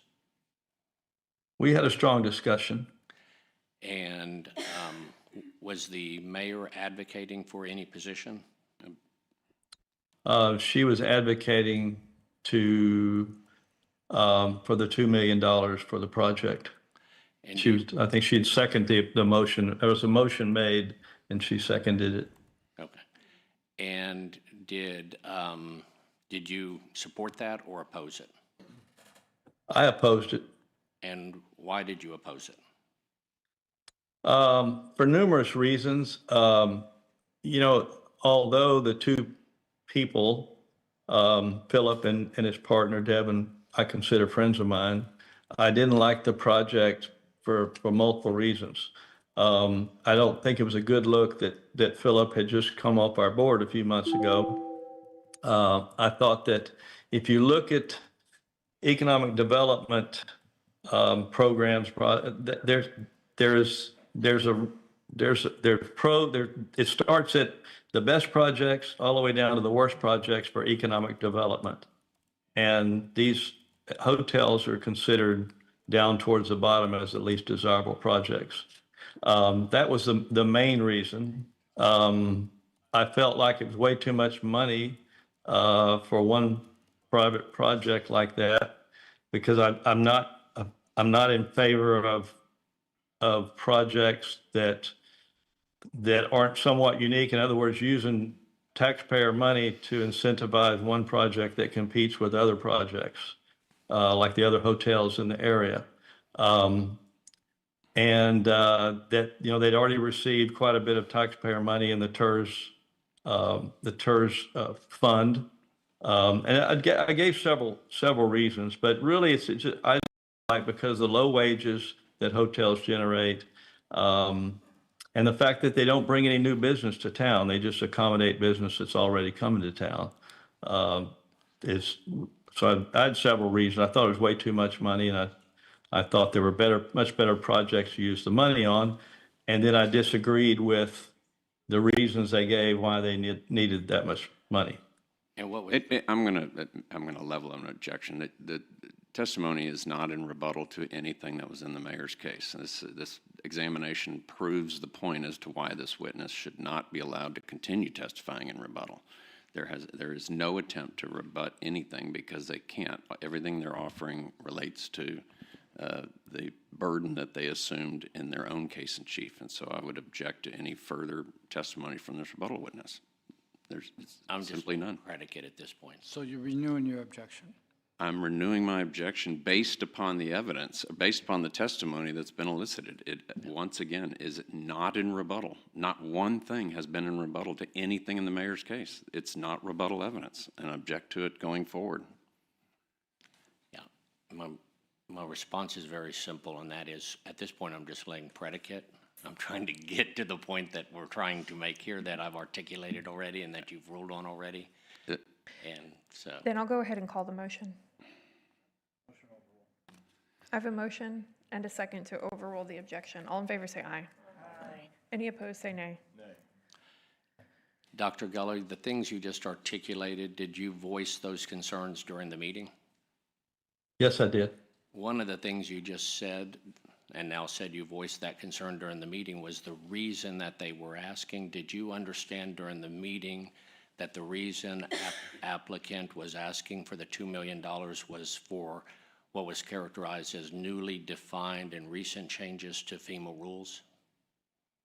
Yes. Was that very clear to the meeting that that was the reason for the ask for the $2 million? Objection. The question is vague. He simply said, was it clear to the meeting? And so that is clearly asking for hearsay. He's asking for other people's state of mind. There's no predicate. Can you restate your question? Sure. Was there debate about that issue, about whether or not the FEMA rules were being or had been newly defined and were recent changes? Objection, hearsay. About that? Objection, hearsay. Yes. I'm going to ask the witness be instructed to not answer questions until after objections are ruled upon. The witness was asked specifically a hearsay question, and I'm objecting under this procedure's rules against hearsay. And so objection, hearsay. Understood. He heard you. Okay. I asked my objection to be sustained, my hearsay objection be sustained, and that the answer by the witness that was rushed. Right now, the only question is was there stricken, which is not hearsay. I have a motion to sustain. We have a second. All in favor say aye. Aye. Any opposed, nay. Sustained. Thank you. Dr. Gully, what was your personal experience with regard to how long, or any of your knowledge during that meeting about when or whether or not there were new FEMA rules? When the comments were made that this project was going to cost more money because of the recent changes in the FEMA rules and the base, it's related to the base flood elevation, I made a comment that I knew personally for a fact that Mr. Ramirez was aware of that quite some time ago, because I had personally made him aware of that because I had sold him some of that property. Did you sell Mr. Ramirez some of the property that the project is located on? Yes. And back at that time, which is, I guess, 2021-ish, does that sound right? Yeah, somewhere back then. Back at that time, did you make it very clear to Mr. Ramirez that the FEMA rules, new FEMA rules, were in effect back in 2021? Yes, I did, because at that discussion, he was talking about tearing the buildings down, and I specifically was asking for a little more money because one of the buildings had been renovated. And he said, we're just going to tear them. And I said, well, you know, if you tear them down, you're going to have to raise the base flood elevation. And he said, yes, he acknowledged he was aware of that. Now, did you share that discussion that you had with Philip Ramirez back at the time of his purchase? Did you share that discussion with the people at the CCR EDC meeting when this was being debated, including the mayor? Yeah, everyone at the meeting, I made it clear that he knew that was going to be an issue, a problem, back when I sold the property, because at the time I sold the property, he said he was going to build a building for the university. And that's, at that time, I told him, you know, you need to you are aware that you're going to have to, you know, raise the base flood elevation.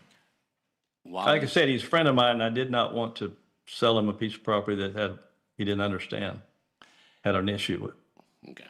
And when you were in the CCR EDC meeting, within earshot of the mayor, did you make it clear to the mayor, at least from your intention in making speech or providing information, did you make it clear that Philip had long known about the FEMA rules? Yes, I did. And do you believe the mayor was clearly within earshot of you explaining all of that to the group? I think I made everyone clear about that when I said it. I thought it was important. And so in that sense, do you think you made it clear that the changes in FEMA rules were not new, so to speak? Objection.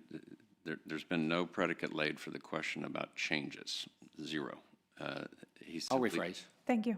Yeah, we're talking about, do you understand that we're talking about FEMA rules that the changes had been initiated back in about 2020? Does that sound right to you? Yes. And did you make it clear to the group that there were no new changes, that the changes had been around for years during the CCR EDC meeting?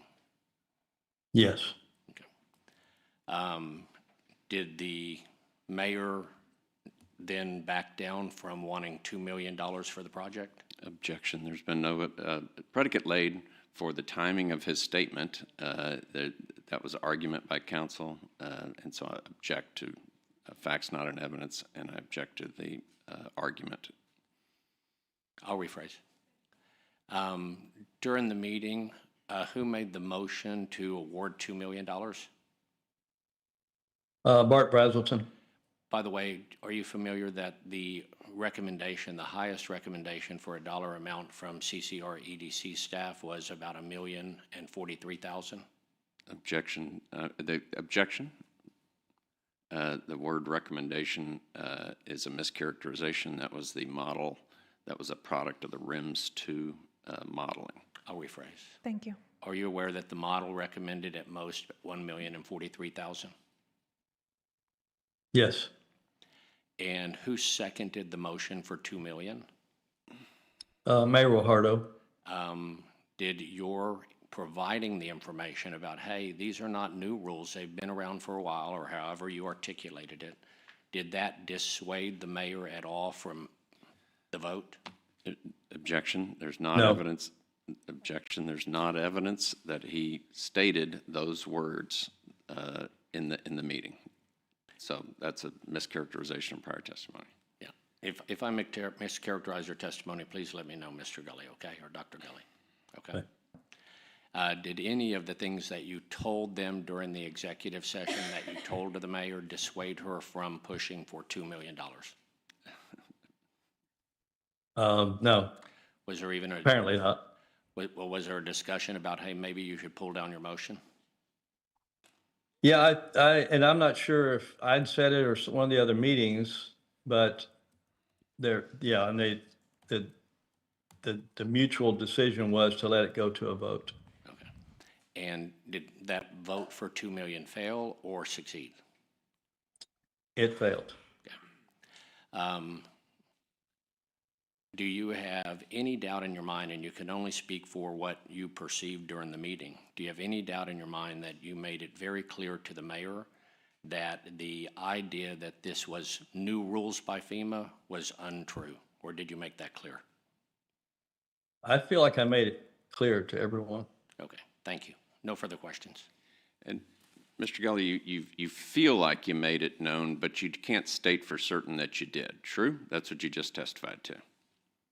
Well, from the vote, and from some comments that other members made, you get a feel for the room, and of course the vote tells you exactly what they feel. And it would be your testimony that if Mr. Ramirez, that if his presentation to the EDC board contained a narrative that he was surprised by in 2022 to alleged changes, what you're saying is that would be, it was discussed according to your testimony that particular issue was discussed. Is that what you're saying? I'm just going to object to the question. It's confusing. It is confusing. Mr. Flood. Dr. Gully, did you, at that meeting, is it your testimony that the narrative that in 2022 there had been, that Mr. Ramirez was surprised in 2022, was that exact narrative discussed?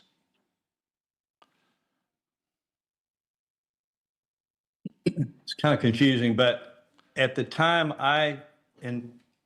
told I'm sorry, Ramirez about the FEMA rules, then at that time he did not seem surprised. Is it your I'm sorry, is it your testimony that Mr. Ramirez was at the November 9 meeting? Excuse me, again? Is Repeat it that? your testimony that Mr. Ramirez was at the November 9 meeting that you were just talking about? No, he was not at that meeting. Okay. He was not at the EDC meetings. Okay. Right. I just wanted to make sure the record was clear. And so my question to you is are you telling this tribunal that the issue of surprise, okay, do you understand when I say that? The issue of surprise about what? About changes in a FEMA floodplain maps. Does that narrative ring a bell in your mind at all? I'm not sure I completely understand what you said. You mean in that meeting, was anyone surprised about that? No, I'm asking, in that meeting where you say this issue of where FEMA maps was discussed in an EDC meeting on November 9th, right? November 9, 2023, correct? That was the meeting we voted on it, right? Yeah, November 9th? exactly. Okay. In that meeting, it is would it be your testimony that there is some sort of discussion about whether or not it would be credible that Mr. Ramirez was surprised in 2022 about alleged changes in the FEMA map? Was that particular issue discussed? It's a yes or no question. No, I don't believe that. Okay. In that detail, whether he's surprised back when I originally talked to him about it. No, I don't think we discussed that particular part of it. Okay. And also at the November 9 EDC meeting, there was absolutely no discussion regarding any sort of altered slide or anything like that, right? No, not to my knowledge, no. No. And so what we know is that on November 9th, 2023, at a EDC meeting that convened at 8 a.m., there was a discussion, a spirited discussion about whether or not the EDC board would recommend $1,043,000, which was the RINS model, or $2 million, which was the request, or some other number. Is that fair to say? Yes. Okay. But it went in an order. First, the motion was made and voted on. Okay. I object non-responsive everything after yes. And so we know that was the spirited discussion, correct? it was a spirited discussion, I would say, yes. Yeah, and Mr. Brazelton, fair to say, was kind of espousing the approval of the 2 million and was advocating that we need to support projects like that. Is that fair to say? Probably fair to say, yes. Yeah. And it is also true that you do not have any specific recollection of the mayor, in her words, advocating one way or another. She simply seconded and voted in favor of the one that failed 3-6. True? No, they both seem to be supporting the project. And who was the third person? Who was the third person that voted? The minutes don't reflect it. Based on your recollection, who was the other member that voted? You know, I don't remember, but it was on my side of the row, and therefore I might not even be able to see them because other people between me and them, but it was someone on my side of the row. Okay.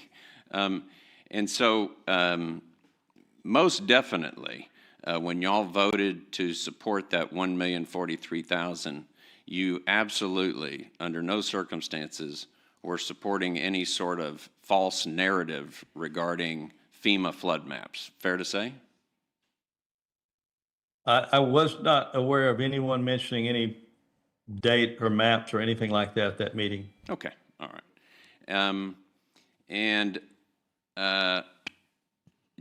Was Mr. Almaguer at that meeting? I believe so. Okay. I believe he was down. He would have been at the far end of the row that I was on, probably. Okay.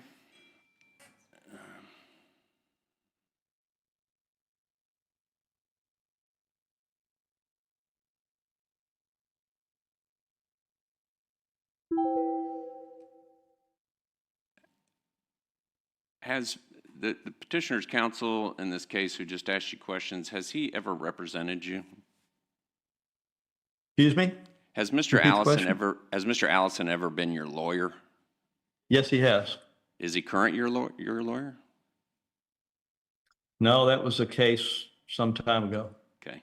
Are y'all in any? Are y'all business partners? In no way, no. Okay. This past May, Mr. Allison was married in Italy, correct? Yes, he was. And you went to that wedding, didn't you? Yes, I did. And where was it?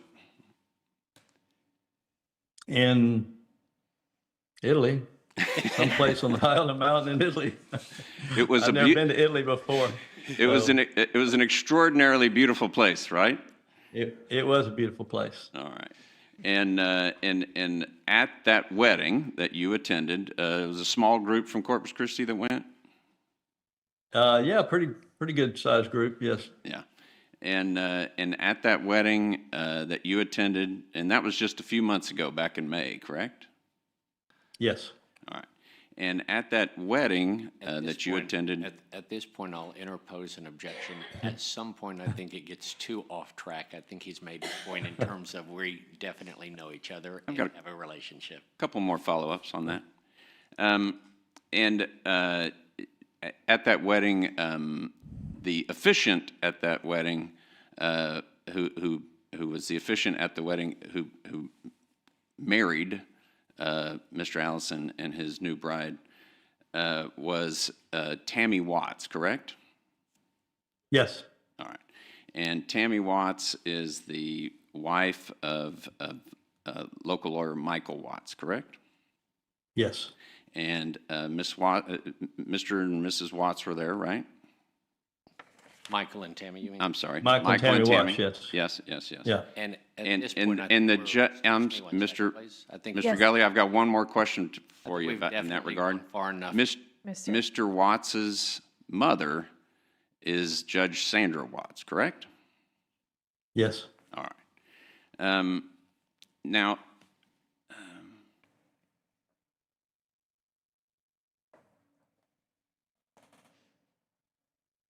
can I have a minute to confer?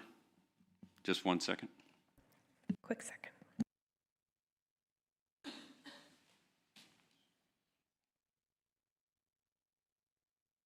I pass. You pass? Yes. I was going to show pictures of the wedding because it's fantastic, by the way. Thank you very much. Beautiful. Thank you. By the way, Beautiful wedding. and you are out of the country right now, I think, correct? Yes. And why are you out of the country instead of being here in person? Well, my son is, it's his birthday also, but he's proposing to his girlfriend of 8 years that they've been together since 10th grade. And I hope she found out before we just found out. Yes, yes. Okay. It was very nice, very Now, nice. all of those relationships being considered, I mean, I think the implication is that somehow you would maybe be untruthful because you and I are friends and I have represented you in that case years ago. Have you said anything in your testimony that is untruthful? No. Thank you, sir. And Dr. Geller, where are you right now? By the way, I passed. Well, In St. Lucia? I apologize. So you're not in the United States? No, I'm in St. Lucia. Okay. And when did you go?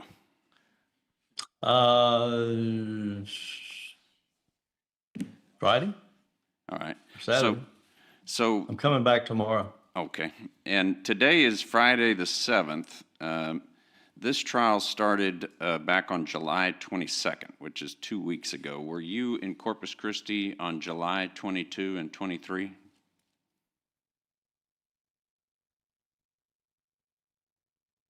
I might have been, I was in South Texas. Okay. I was not in Corpus, no. You were, it sounds like you were maybe on a ranch or something? Yeah. Where's that? In it's west of Fremont. Oh, okay. So not We too had far. water issues. Okay. Less than 150 miles from Corpus Christi? Yes. All right. And so that's where you were on July 22nd and 23rd? Yes. Okay. I pass. Nothing further. May this witness be excused? Go to the Yes. beach? Dr. Gully, I'm going to sign off. Thank you very much, sir. Okay, thank you. Mr. Allison, you have any other witnesses? Close. I would request a break to assess whether or not I need to call a rebuttal to a rebuttal. Okay, we'll take a 5-minute recess. Thank you.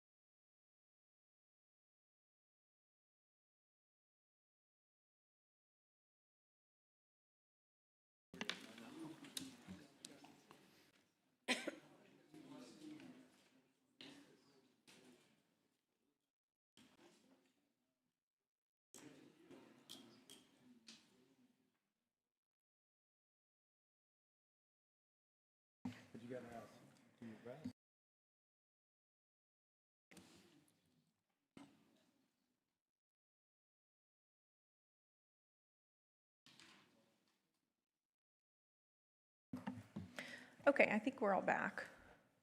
All right, then we will reconvene this meeting, and Mr. Flood. Respondent closes. Thank you. Mr. Allison. I'm sorry, on your microphone?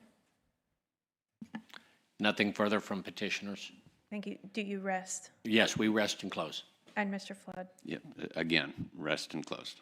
Okay, then at this time, I would like to recess until 3 p.m., and we'll resume at that time. Thank you.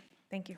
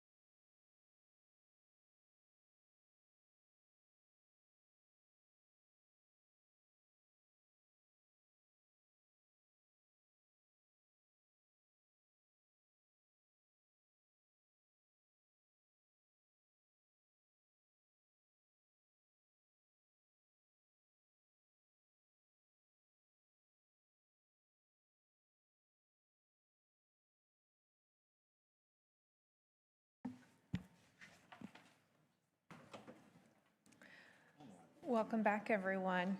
We'll call this meeting back in session. And at this time, I would like to recess for 45 minutes to allow the attorneys to confer for a charge conference. Thank you.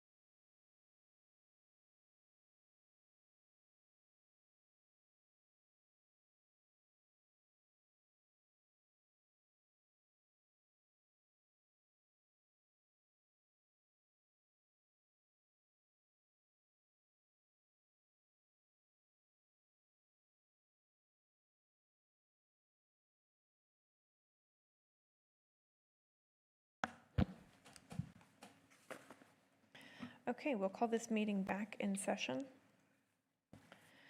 And at this time, we will go into closing statements. Gentlemen, I'm so sorry.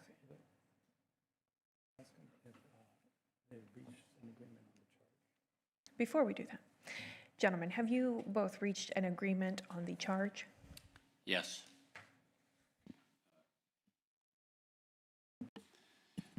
Yes, there's not a need for a formal charge conference. Okay, thank you. And how much time, would 30 minutes work for closing statements for both? I believe so. Yes. Okay. Then at this time,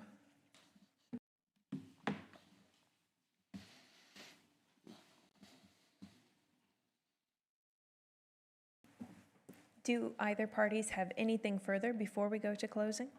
No. No. Okay, then Mr. Allison. May I proceed? Yes, thank you. First of all, thank you for your time. Thank you for your attention. To say that this has been acrimonious at times, not the proceedings per se, but in the community is a massive understatement. It takes real fortitude, and so I thank each of you for your fortitude in staying the course, following what's required according to the city's charter, and being willing to hear some hard truths. And it leads us to a moment where there is a very serious matter that has really been a cancer in this community for a long time. That's the truth. We have corruption. And it's not words I like to say. It's not something I'm proud of. It's not something I wish we had to deal with. It has been so much easier for years to go along, get along, scratch a back, keep the ball moving. And this group, though, has had the courage to say we have to face it. I have zero, personally, and I cannot be more candid than to just be blunt. I have zero desire to do anything but enrich and improve my community. And it is painful. It hurts to have to face these issues and be the ones to say, that's wrong and we cannot do that anymore. In a criminal case, and again, we've said 1,000 times, this is not a criminal case. No one wants for there to be a verdict that sends somebody to jail. That's just putting a life in jail is a hard thing to do. Of course, we're not doing that here. In a civil case, no one wants to, they really don't. Large verdicts or sending the aggrieved family members in a death case home is painful for a jury. No one wants to do that.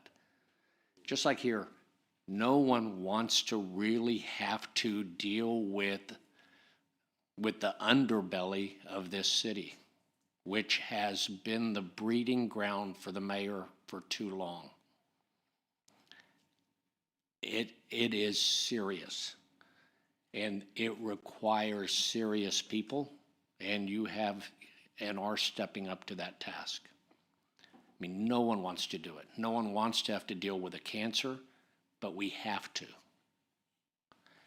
In this case, it is very straightforward.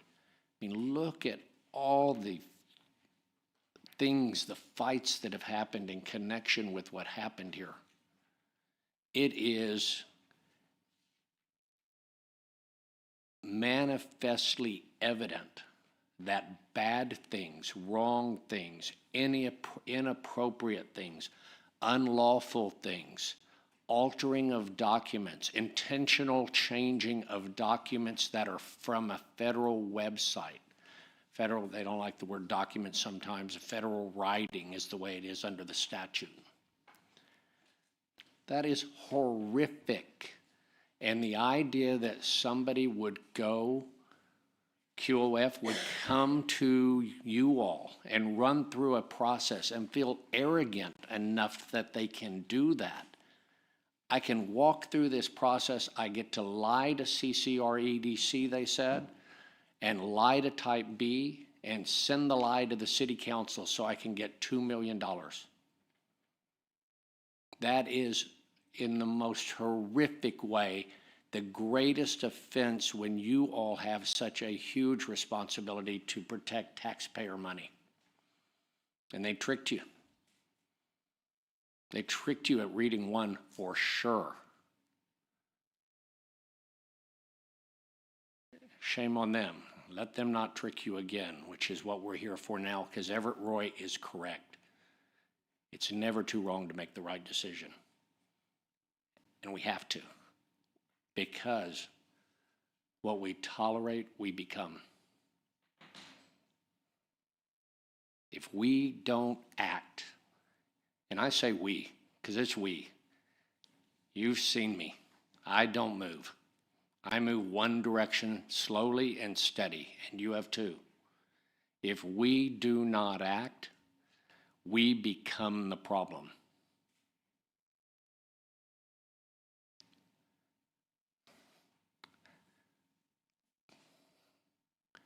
I'm going to make sure I don't take too much time. And I'm going to avoid some of my slides here for a minute because it is so important to just be honest about it. If we do not act, we become the problem. And we cannot do that. It has hurt this community too hard for too long. And what do we know? We know that Philip knew. Of course he knew. He lies to you and he says, I'm an architect. I've been here all my life. I do all this work for the city and I had no idea about floodplains. You are killing me.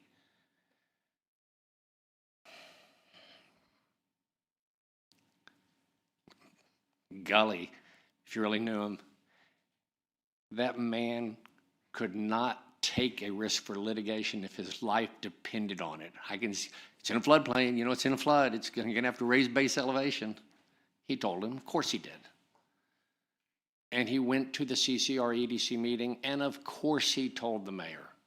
So of course she knew from the beginning. Even if you give her the benefit of the doubt of all the phone calls in the record, I think there's about 100 of them. We just focused on the ones that are closer in time to certain critical dates. Even if you say that Philip and Devin Bachta didn't tell her, we know from the beginning of the CCREDC process when they voted on it, she knew. She knew about the lie. She knew when it says in the application, quote, newly defined, that's a lie. We know when you look at the slide, it was intentionally offered, not according to Doug, but according to police, according to the independent evaluation, according to every one of yours common sense. I know you know it was intentionally altered, and they removed dates specifically to give it the appearance that it was not published in advance of their project being conceived. That is certain, and she, the mayor, knew about it. She was told about it. And we know that they persisted in the lie that she aided, the fraud that she aided through the CCREDC process. We know they perpetuated it because we have it on videotape. Philip says, FEMA, FEMA, FEMA, FEMA. And we know that he used a slide, altered slide, forged slide, because he intentionally altered it. We know that he did that fraud. It's certainly, we're not here on the criminal part of it, but it is certainly civil fraud, which is defined in the paperwork you have, an intentional misrepresentation. You've already found that it is essentially fraud by your finding that they were in default of the agreement with Type B board. That fraud got perpetuated through CCR-EDC through type B, and then came here on a first reading and was continued. You all, not you all, but that council was lied to at the time, relied upon that false representation, relied upon the false slide, which is the definition of fraud in the paperwork before you. And you voted to approve it in reading one. Then they got caught. And then everything changed. But before that, let me make sure I say this on reading one, because what we know happened is that the mayor, it's on video and you've seen it, she is the only person who took that $2 million for her friends by the hand, starting at CCRDC, walked it through the process, came and sat in that chair right there in council on February 20th, 2024, and said to Michael Hunter, it changed. FEMA changed, it changed, it changed. Even though Gully had told her the exact opposite in November of 2023, to her face. She came in and she advocated for that which she had specifically been told was false. And then when Ajit David brought it to light, what do we see? 14 phone calls in one day before they withdraw it on February 27th because they realize, Peter realizes there's a fraud? And he sums it up this way. Let me see if I can play this. The requested information I asked from the applicant. I don't have that, but they haven't given it to me. And so until then, I'm not giving any recommendation. I'm putting it on the agenda. I was asked to, so you can consider it. You have to come up with your own recommendation. Got it. But you did you did let the city council know that there were some some improper information, some tampering and all that involved also. You let them know? I let them know. We're going to let them know again tomorrow in executive session. I already have an executive session posted. Okay. Peter, when does executive session happen? Does it happen towards the end or? No, when we break for lunch, most likely. I can't remember how many items are on there, but probably on the first break, the lunch break, so like is it 2:30. Yeah. Okay, is it after public comment or before? Oh yeah, no, it's after public comment. Okay, no problem. Yeah, after public comment. Yeah, I was just a little surprised that council is still willing to consider this after they know what was done. And on that website, on the FEMA website, it even says this is a United States government portal. Yeah. On the very top. Yeah, definitely. Right, it was altered. And then when you read the entire PowerPoint, it's so obvious that the reader or the writer wanted one to be led to believe that the FEMA was just recent, even words like recently released and this and that. And part of it goes back to the narrative. Mike Culbertson said, hey, we can't, this has to be tied to infrastructure. And so then they catch the scheme that, okay, FEMA floodplain, that's infrastructure. The fixing the bottom floor so that it meets the floodplain, and they stuck with it. Got it. And then they develop a narrative to fit it that they just found out, because people would say like, shit, they should have known about this a long time ago. Yes. Like Councilman Hunter. So I think, Ajit,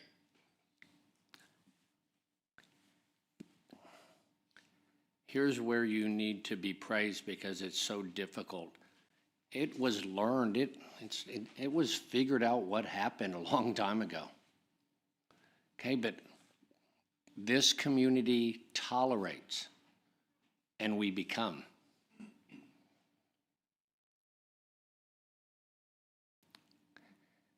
If we continue to tolerate, all we do is, just next time we might as well just say, hey, I know you altered the document. I know you forged it. I know that's a crime. I know that it's wrong, even if it's not a criminal act. I know that it's fraud. I know that you want your $2 million. I know you're my friend, and I'm going to give it to you. We cannot be that.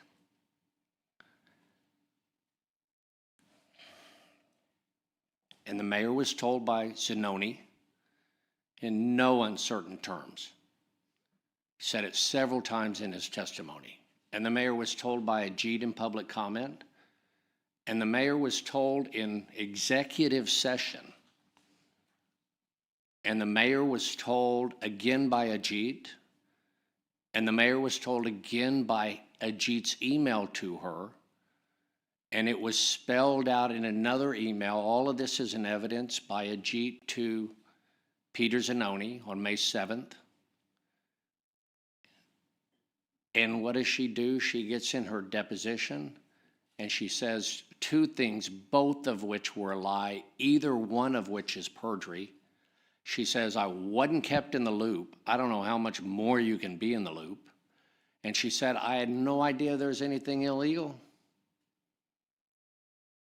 Well, I guess what the definition of is.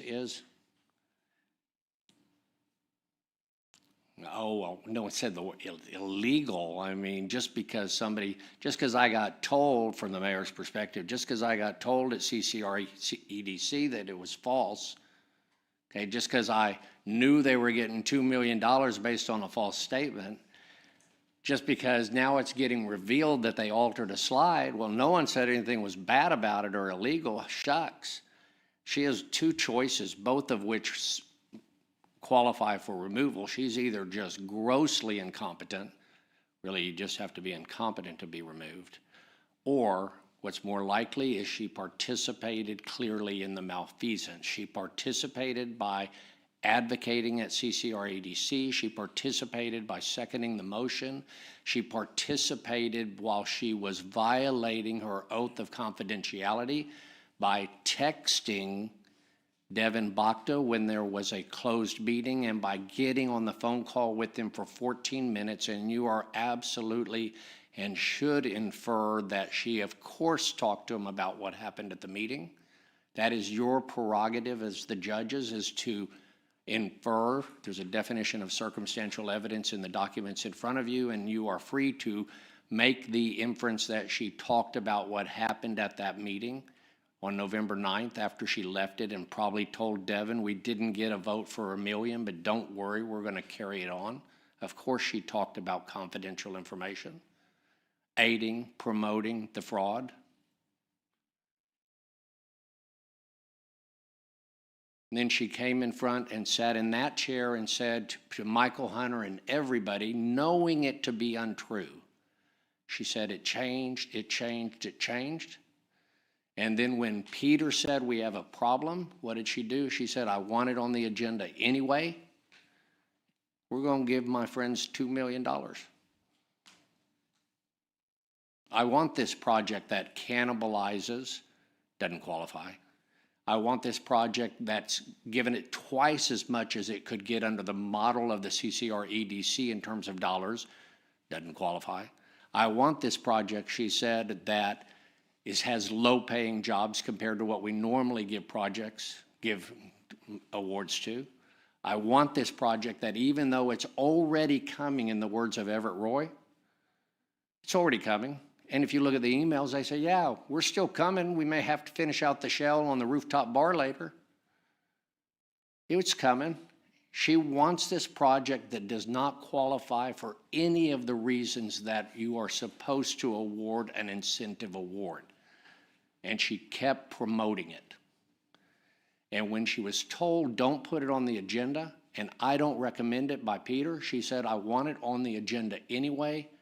And she got her way, because that is the power of the office of mayor, and that is abused by this repetitive conduct.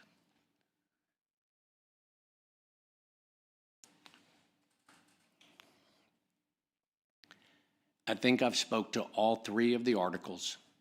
She was aiding a fraud, and that is incompetence.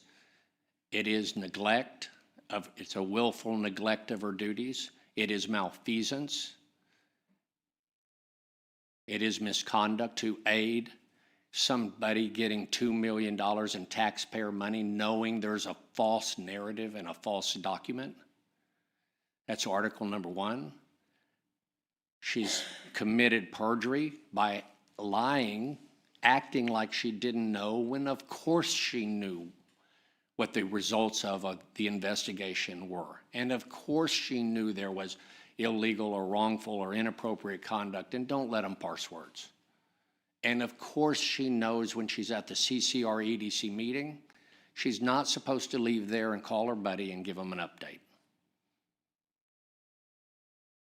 On those articles, respectfully, follow the evidence, make the hard findings, and she should be removed, because if we don't, she laughs her way to the next. And what we tolerate, we become. I'm going to reserve some time. Thank you.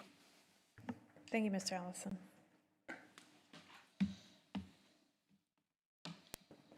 May I proceed? Oh, I'll wait till my clock gets up. Yes, thank you.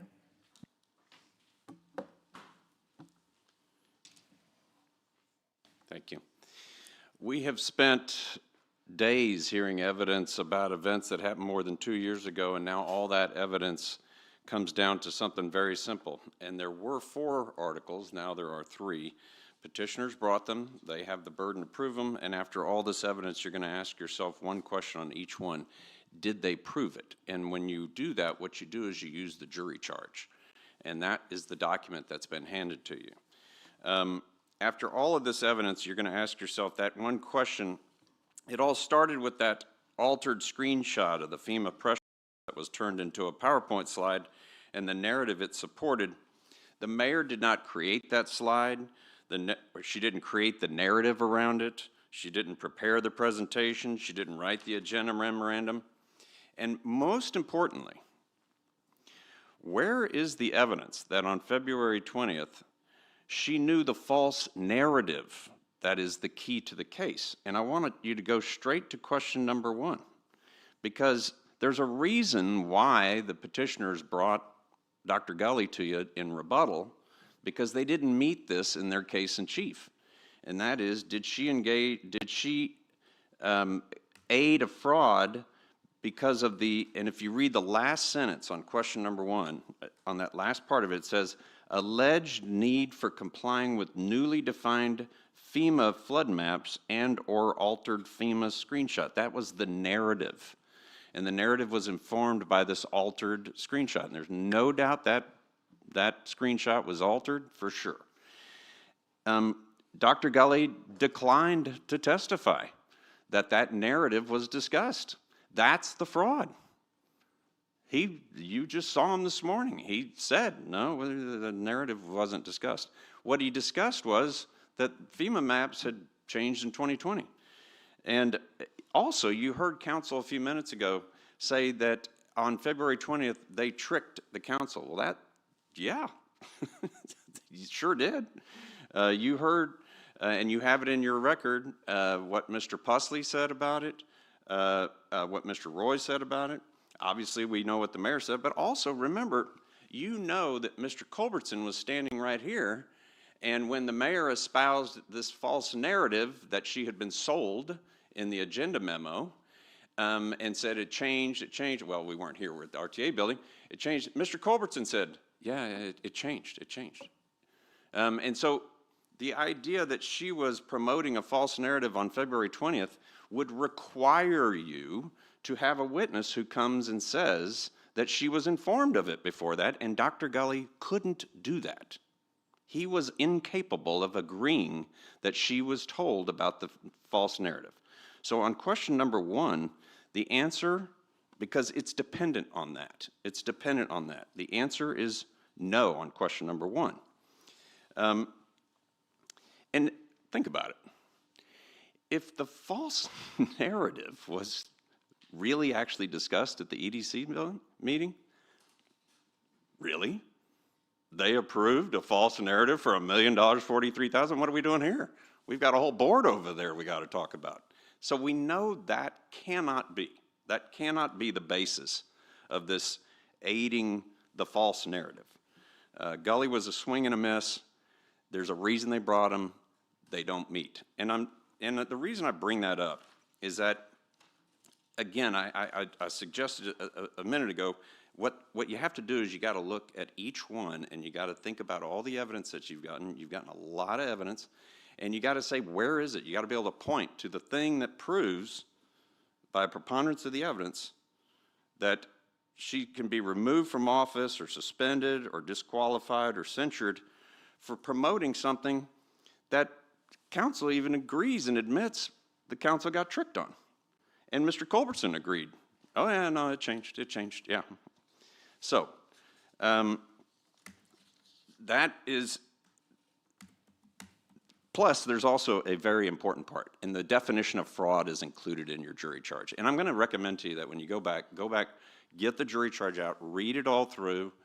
What usually happens is you, in regular cases, we get the jury, oh, I can't see my clock. Thank you. Sorry, I apologize. Thank you. You just read the whole thing through. And so one of the important parts about fraud is that there has to be reliance. And I know that you've already heard about that. You heard about that from Daniel Ray.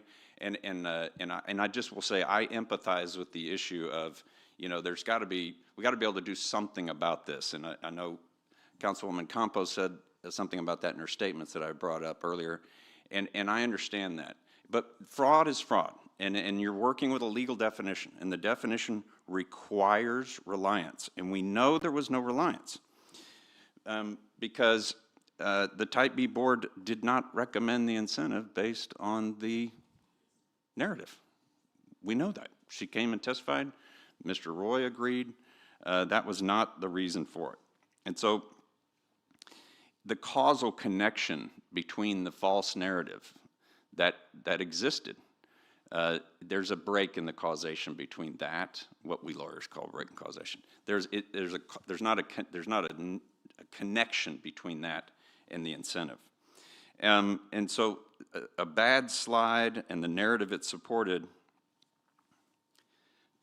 not done by the mayor, not promoted by her.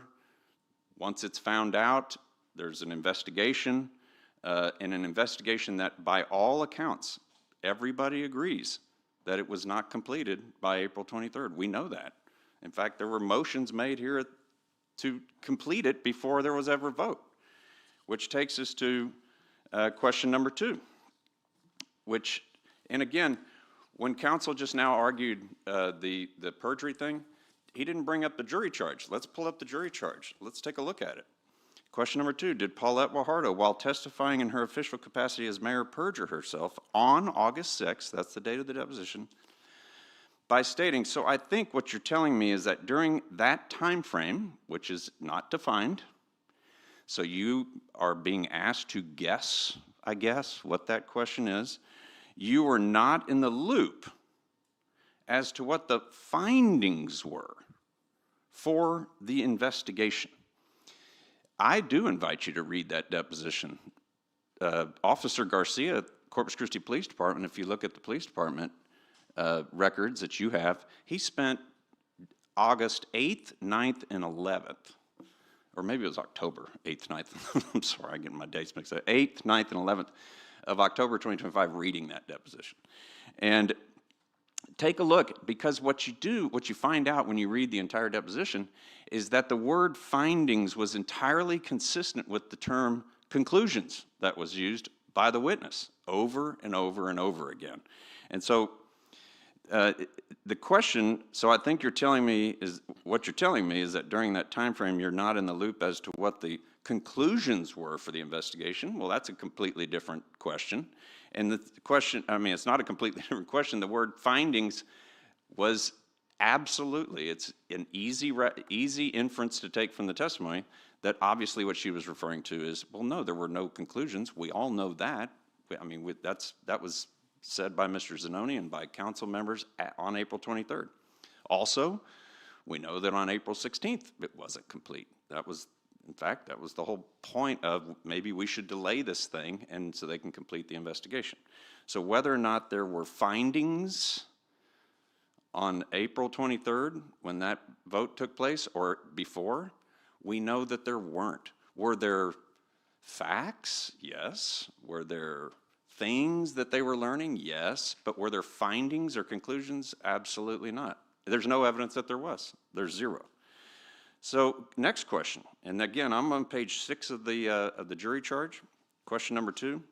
So therefore, you had no knowledge that it was something illegal in the process that you were voting on. Again, I invite you to read the context, read that deposition, because in the context, illegal was a finding or a conclusion of illegality, and there wasn't. There simply was not.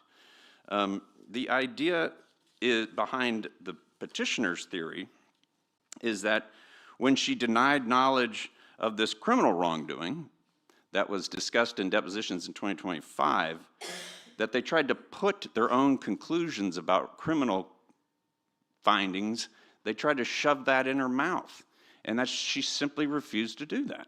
And so that is not perjury. That is, and I talked about that in my opening. That's a witness using the correct language that, no, I had not received any findings and I hadn't received any conclusions. So the answer on number 2 is that no, she did not commit perjury by answering those questions that way. The facts indicate that she didn't.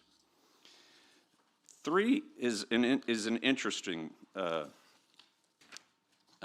question. And so what it is we're now down to a phone call and a text message. And the proposal is that a sitting mayor popularly elected, is removed from office for that text message and a phone call. And that is something I hope this body takes very, very seriously and strongly considers what that means. And what you have to do is you have to understand that the confidentiality agreement was not broken. They want you to believe that there's something sinister about a text message by an EDC member asking, what is the economic impact of your project? And telling him his item is on there is not anything he didn't know already. Also, the EDC is a membership board. Every member gets an agenda that tells them what's on there. And so what you have to do, the text messages were, what is the economic impact of your project? And so it wasn't, hey, the board is leaning this way, this is what's happening in our meeting, here's what everyone said, this is what people are saying. What is the economic impact of your project? That question does not reveal confidential information. He didn't respond. It seeks information from the person who already possesses it, and then they point to a telephone call. And they ask you to assume. They ask you to assume. You can't. When there is evidence, you can't assume. Our system doesn't decide cases on assumptions, it decides them on evidence. So, ask yourself, what is the evidence? There is exactly one witness who testified about the content of that conversation, and that was Mayor Paulette Guajardo. She was asked directly whether she revealed what happened during the EDC meeting. I mean, what happened, she was asked directly whether she revealed to Mr. Bakta what happened during the EDC meeting, and her answer was a very simple one. She said, I would not have done that, no. That's evidence. In fact, it's the only evidence you have. They could have subpoenaed Mr. Bakta to come in here and ask him a bunch of questions about that. They chose not to. There is no inference available, and you are allowed reasonable inferences. However, when there's direct evidence of something, you can't. So there is direct evidence in this record about what was said, and it was not whether she discussed what happened. That's the only evidence before you about what was actually said. That's it. There is no other evidence. There's no witness who testified that she disclosed confidential deliberations. There's no document showing it. There's no text message revealing it. There's no recording, no email, no admission. And what's interesting, there's no evidence that the applicant did anything differently after that. So that is a pillar of their case, and you don't have any additional evidence than what the petitioners put on in their own case. They could have presented some other evidence about it, like I mentioned earlier, and they chose not to. Instead, they're asking you to replace evidence with suspicion. And that is not how justice works. The confidentiality agreement does not prohibit her from asking an applicant a question. It doesn't. It doesn't. It prohibits disclosing confidential information obtained as a director, and they have shown you that the communication occurred, but they have not shown you that it included any protected confidential information. They haven't. The only evidence is, again, I would not have done that, no. And so they're asking you to reject sworn testimony, not because they proved it's false, but because they want you to speculate. And speculation is not proof in a law, under the law. It's not. Suspicion is not proof. Speculation's not proof. When you strip away the rhetoric and you look only at the evidence, this accusation has no foundation whatsoever. So the answer on question number 3 is no. Answer whether or not the text message and phone call on November 9th with Devin Bogdan, the November 9 one, was whether that disclosed EDC confidential information. There's no evidence to answer yes.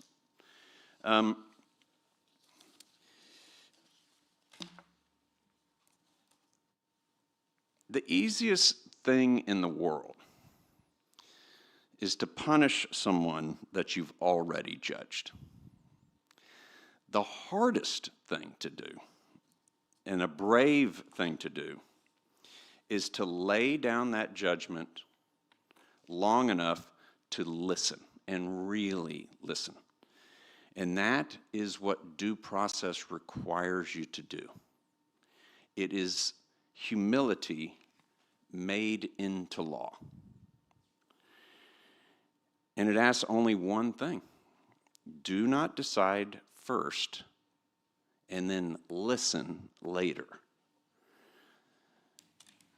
Because in that situation, the hearing is over before the first witness ever even takes a stand.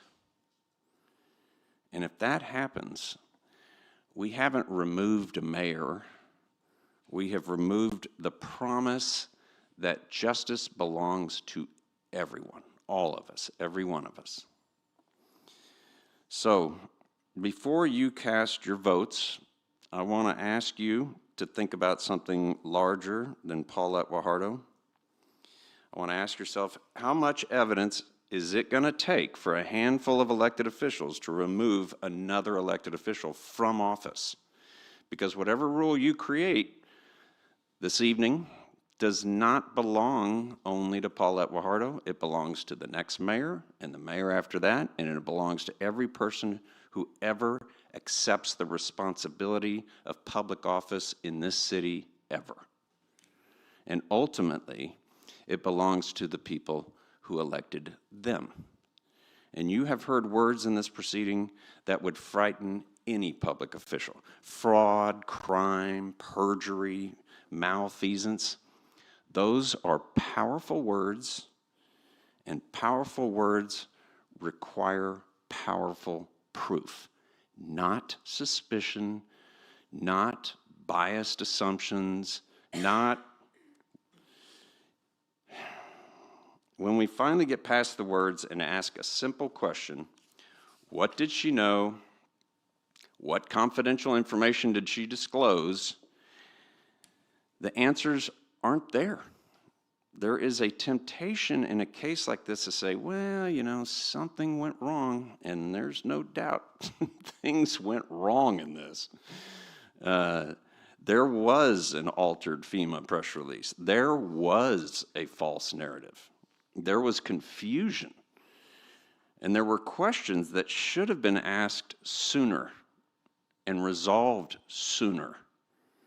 There were people who could have handled things differently.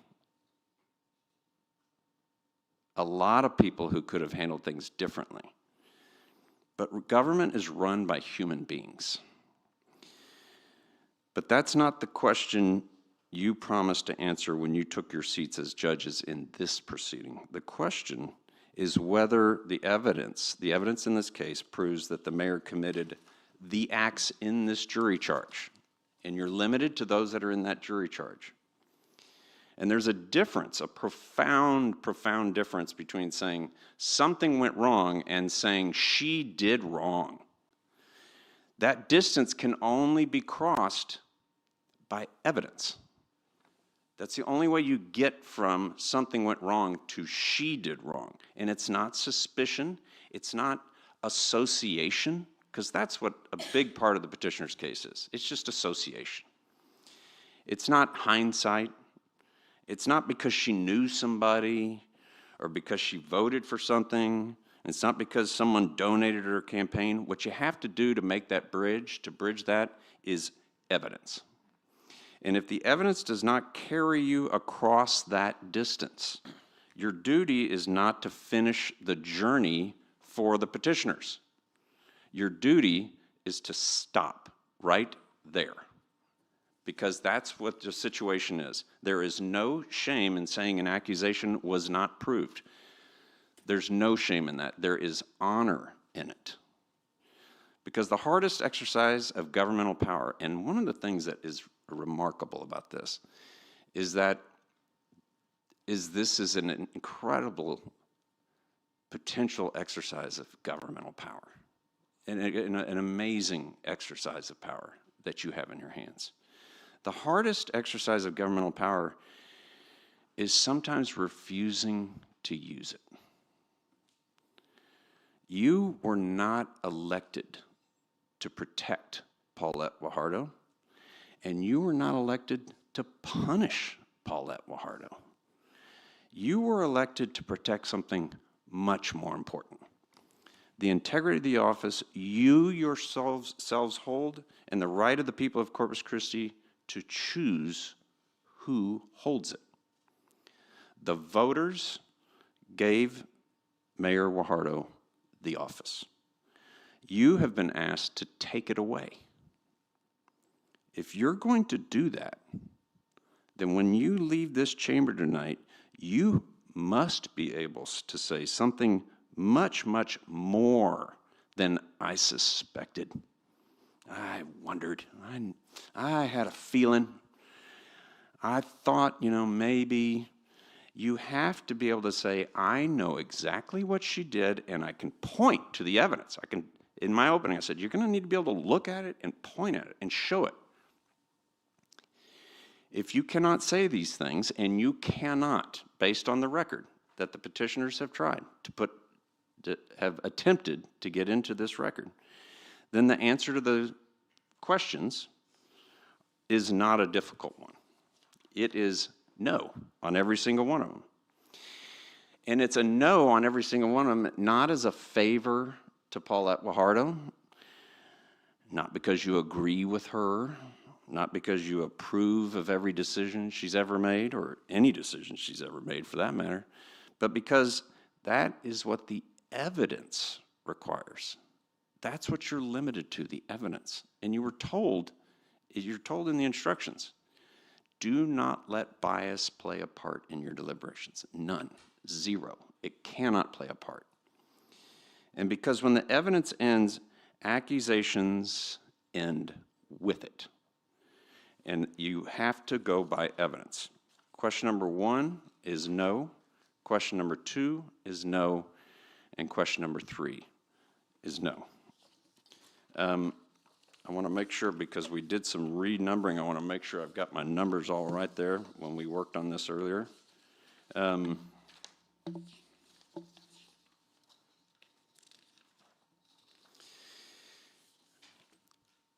After you retire and you go through this charge, and counsel's going to get up and make another argument, I will invite you to leave the final judgment about Paulette Guajardo where it has always belonged, with voters. And I'm going to take a personal privilege here for a minute, and I'm going to read. These are cards that I keep in my pocket that I give out sometimes, and it's one of my favorite quotes. It is, "If we have no peace, it is because we have forgotten we belong to each other." Mother Teresa said that. And when you go back and you assess this evidence, I invite you to remember those words. And I'm saying this kind of as a citizen myself too. Peace. If we have no peace, it's because we have forgotten we belong to each other. My opposing counsel thanked you at the beginning, and I want to thank you too. And I also, at the beginning of this, you might remember, I said if any of you were sitting over here, I would proudly represent you. I think I'm kind of reconsidering that now. And it's not you, it's me. I'm just kidding. It has been an honor. It has been an honor to be part of this proceeding. And I do want to thank all of you for your service to this city. I hope that you have understood my job throughout this project and what it is that justice required of me. I'm actually going to give some of my time back. But again, if you look at the evidence and you don't use suspicion and you don't try to use maybes, but you actually look at what was proven through the evidence, the answer to every single one of the questions is no. Thank you.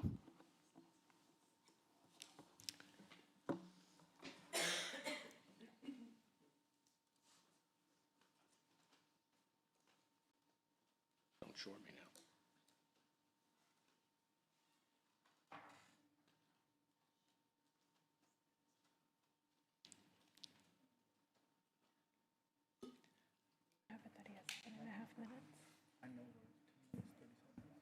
There should be 10 minutes, 30 seconds remaining on the petitioners. Thank you.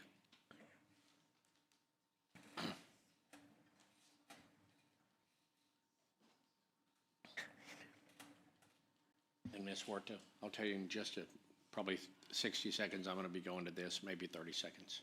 Thank you. I'll wait for her to get set.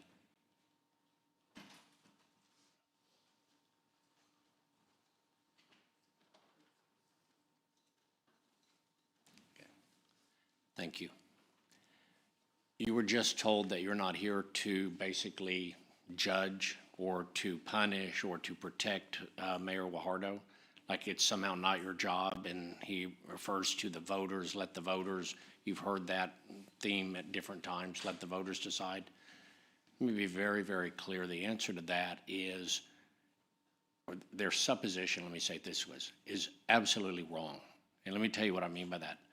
You were voted to your office, and each of you took an oath to enforce the city charter, and the city charter requires the removal of the mayor for malfeasance, misconduct, for willful neglect, or for improper conduct.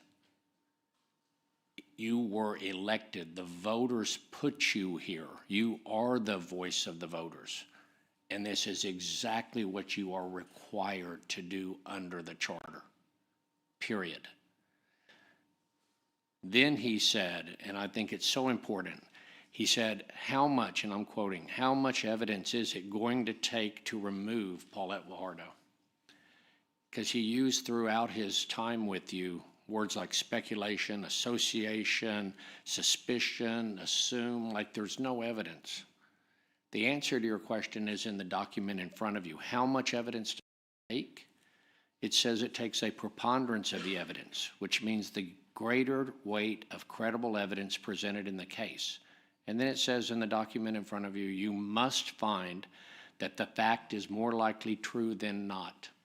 If the evidence in the record is that it's more likely, not certain, not beyond a reasonable doubt, this is not a criminal case.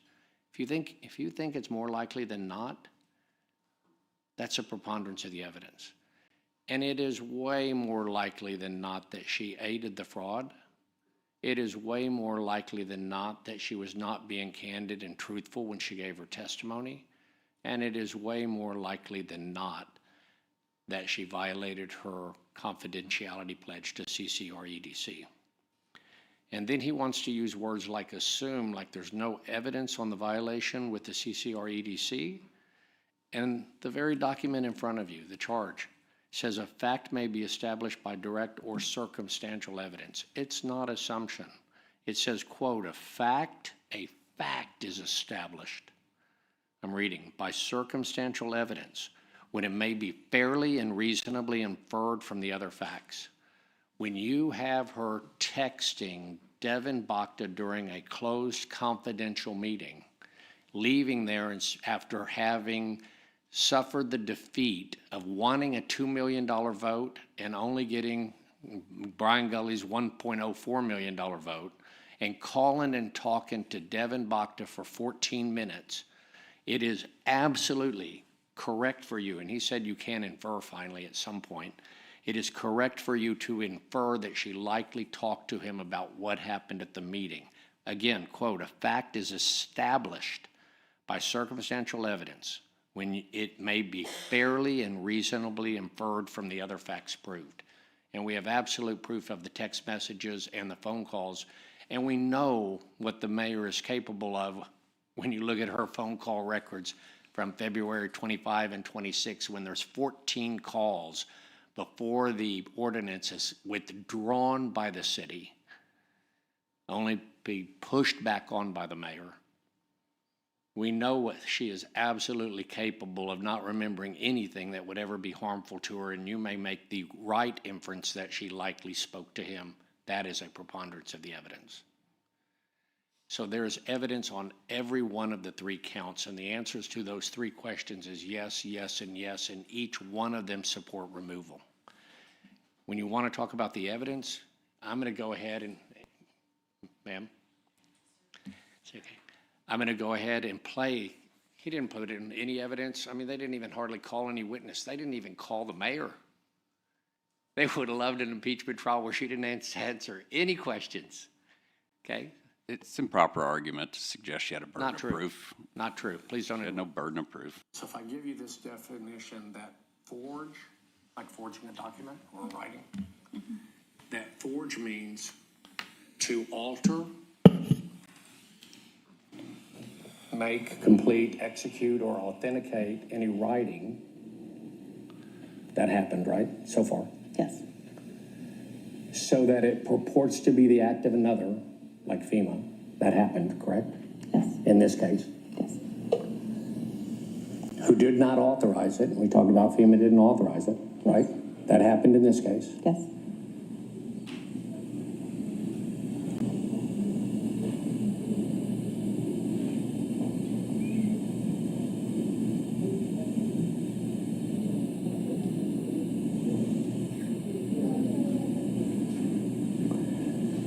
If that's a definition of forge, then the facts of this case meet that definition. Yes. Yes. And you know that exact clip was played for Peter Zanoni, and he agreed with it. And what they ask you to do is to do nothing, knowing that there was this forgery, or at least a fraud, there was this wrongful, inappropriate conduct, and they want you to do nothing about it, even though the mayor knew about it from start to finish. They want her to get a free ride.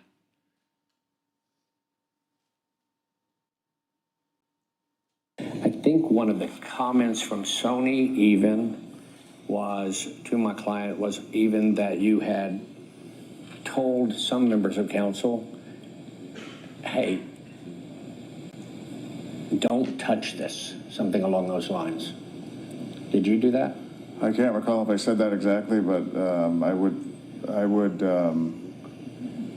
me think how I can say this here.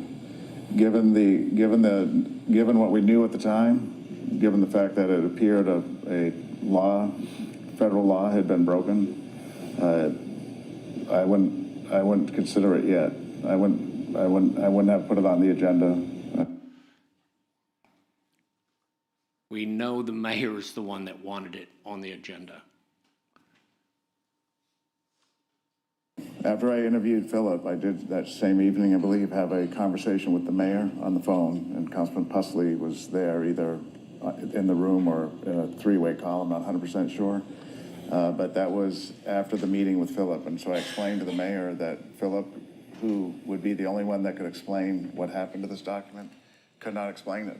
And so there was an obvious change in the document from the website to the PowerPoint. And the only person, well, there were probably two people that could have explained it. One was Mike Culbertson and his team, and then the second one would be Philip Ramirez and his team. And I believe we had a conversation with Mike Culbertson to rule him out and actually ask for a copy of his PowerPoint presentation. And who created it? Did he create it, or did Philip Ramirez create it?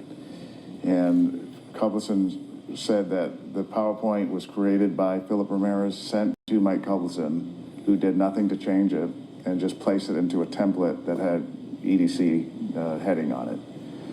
That's why we ruled out Culbertson as somebody that may be aware of or may have changed the document, and then started working with Philip Ramirez as the sole person that should know what happened to the document.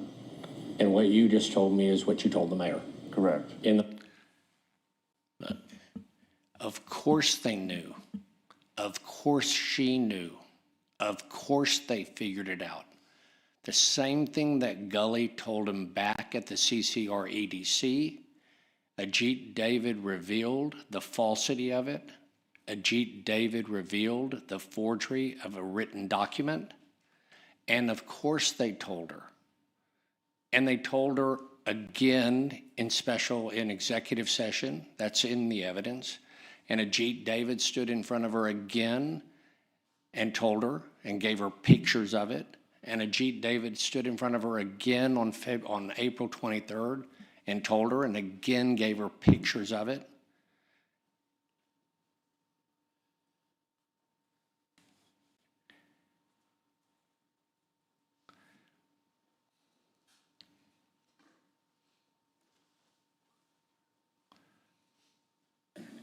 Correct. And so therefore you had known, I think what you're telling me is during that time frame, you were not in the loop as to what the findings were for the investigation. Correct. And so therefore you had no knowledge that it was something illegal in the process that you were voting on. Right. There was. Okay. Right. Okay.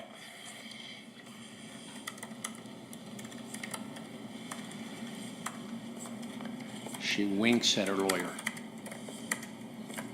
It's on the video, right?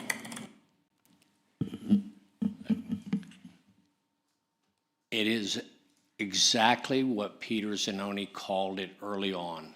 It is a scheme. She participated in it. She promoted. She advocated. She lied about it. She did betrayal of CCR EDC confidentiality. And it's got to stop. What we tolerate, we become. Thank you.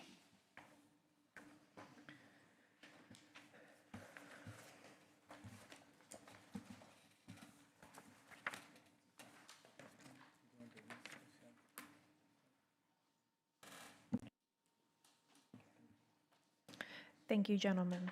At this time, the council will now go into executive session on agenda item 1 pursuant to Texas Government Code sections 551.071 and section 551.074.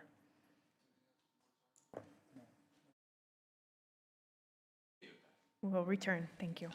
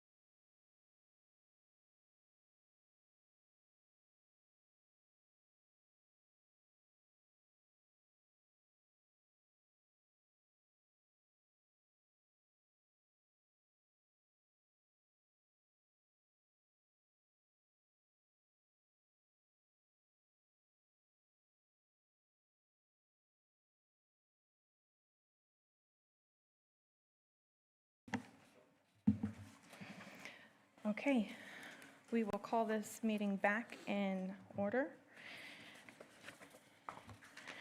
And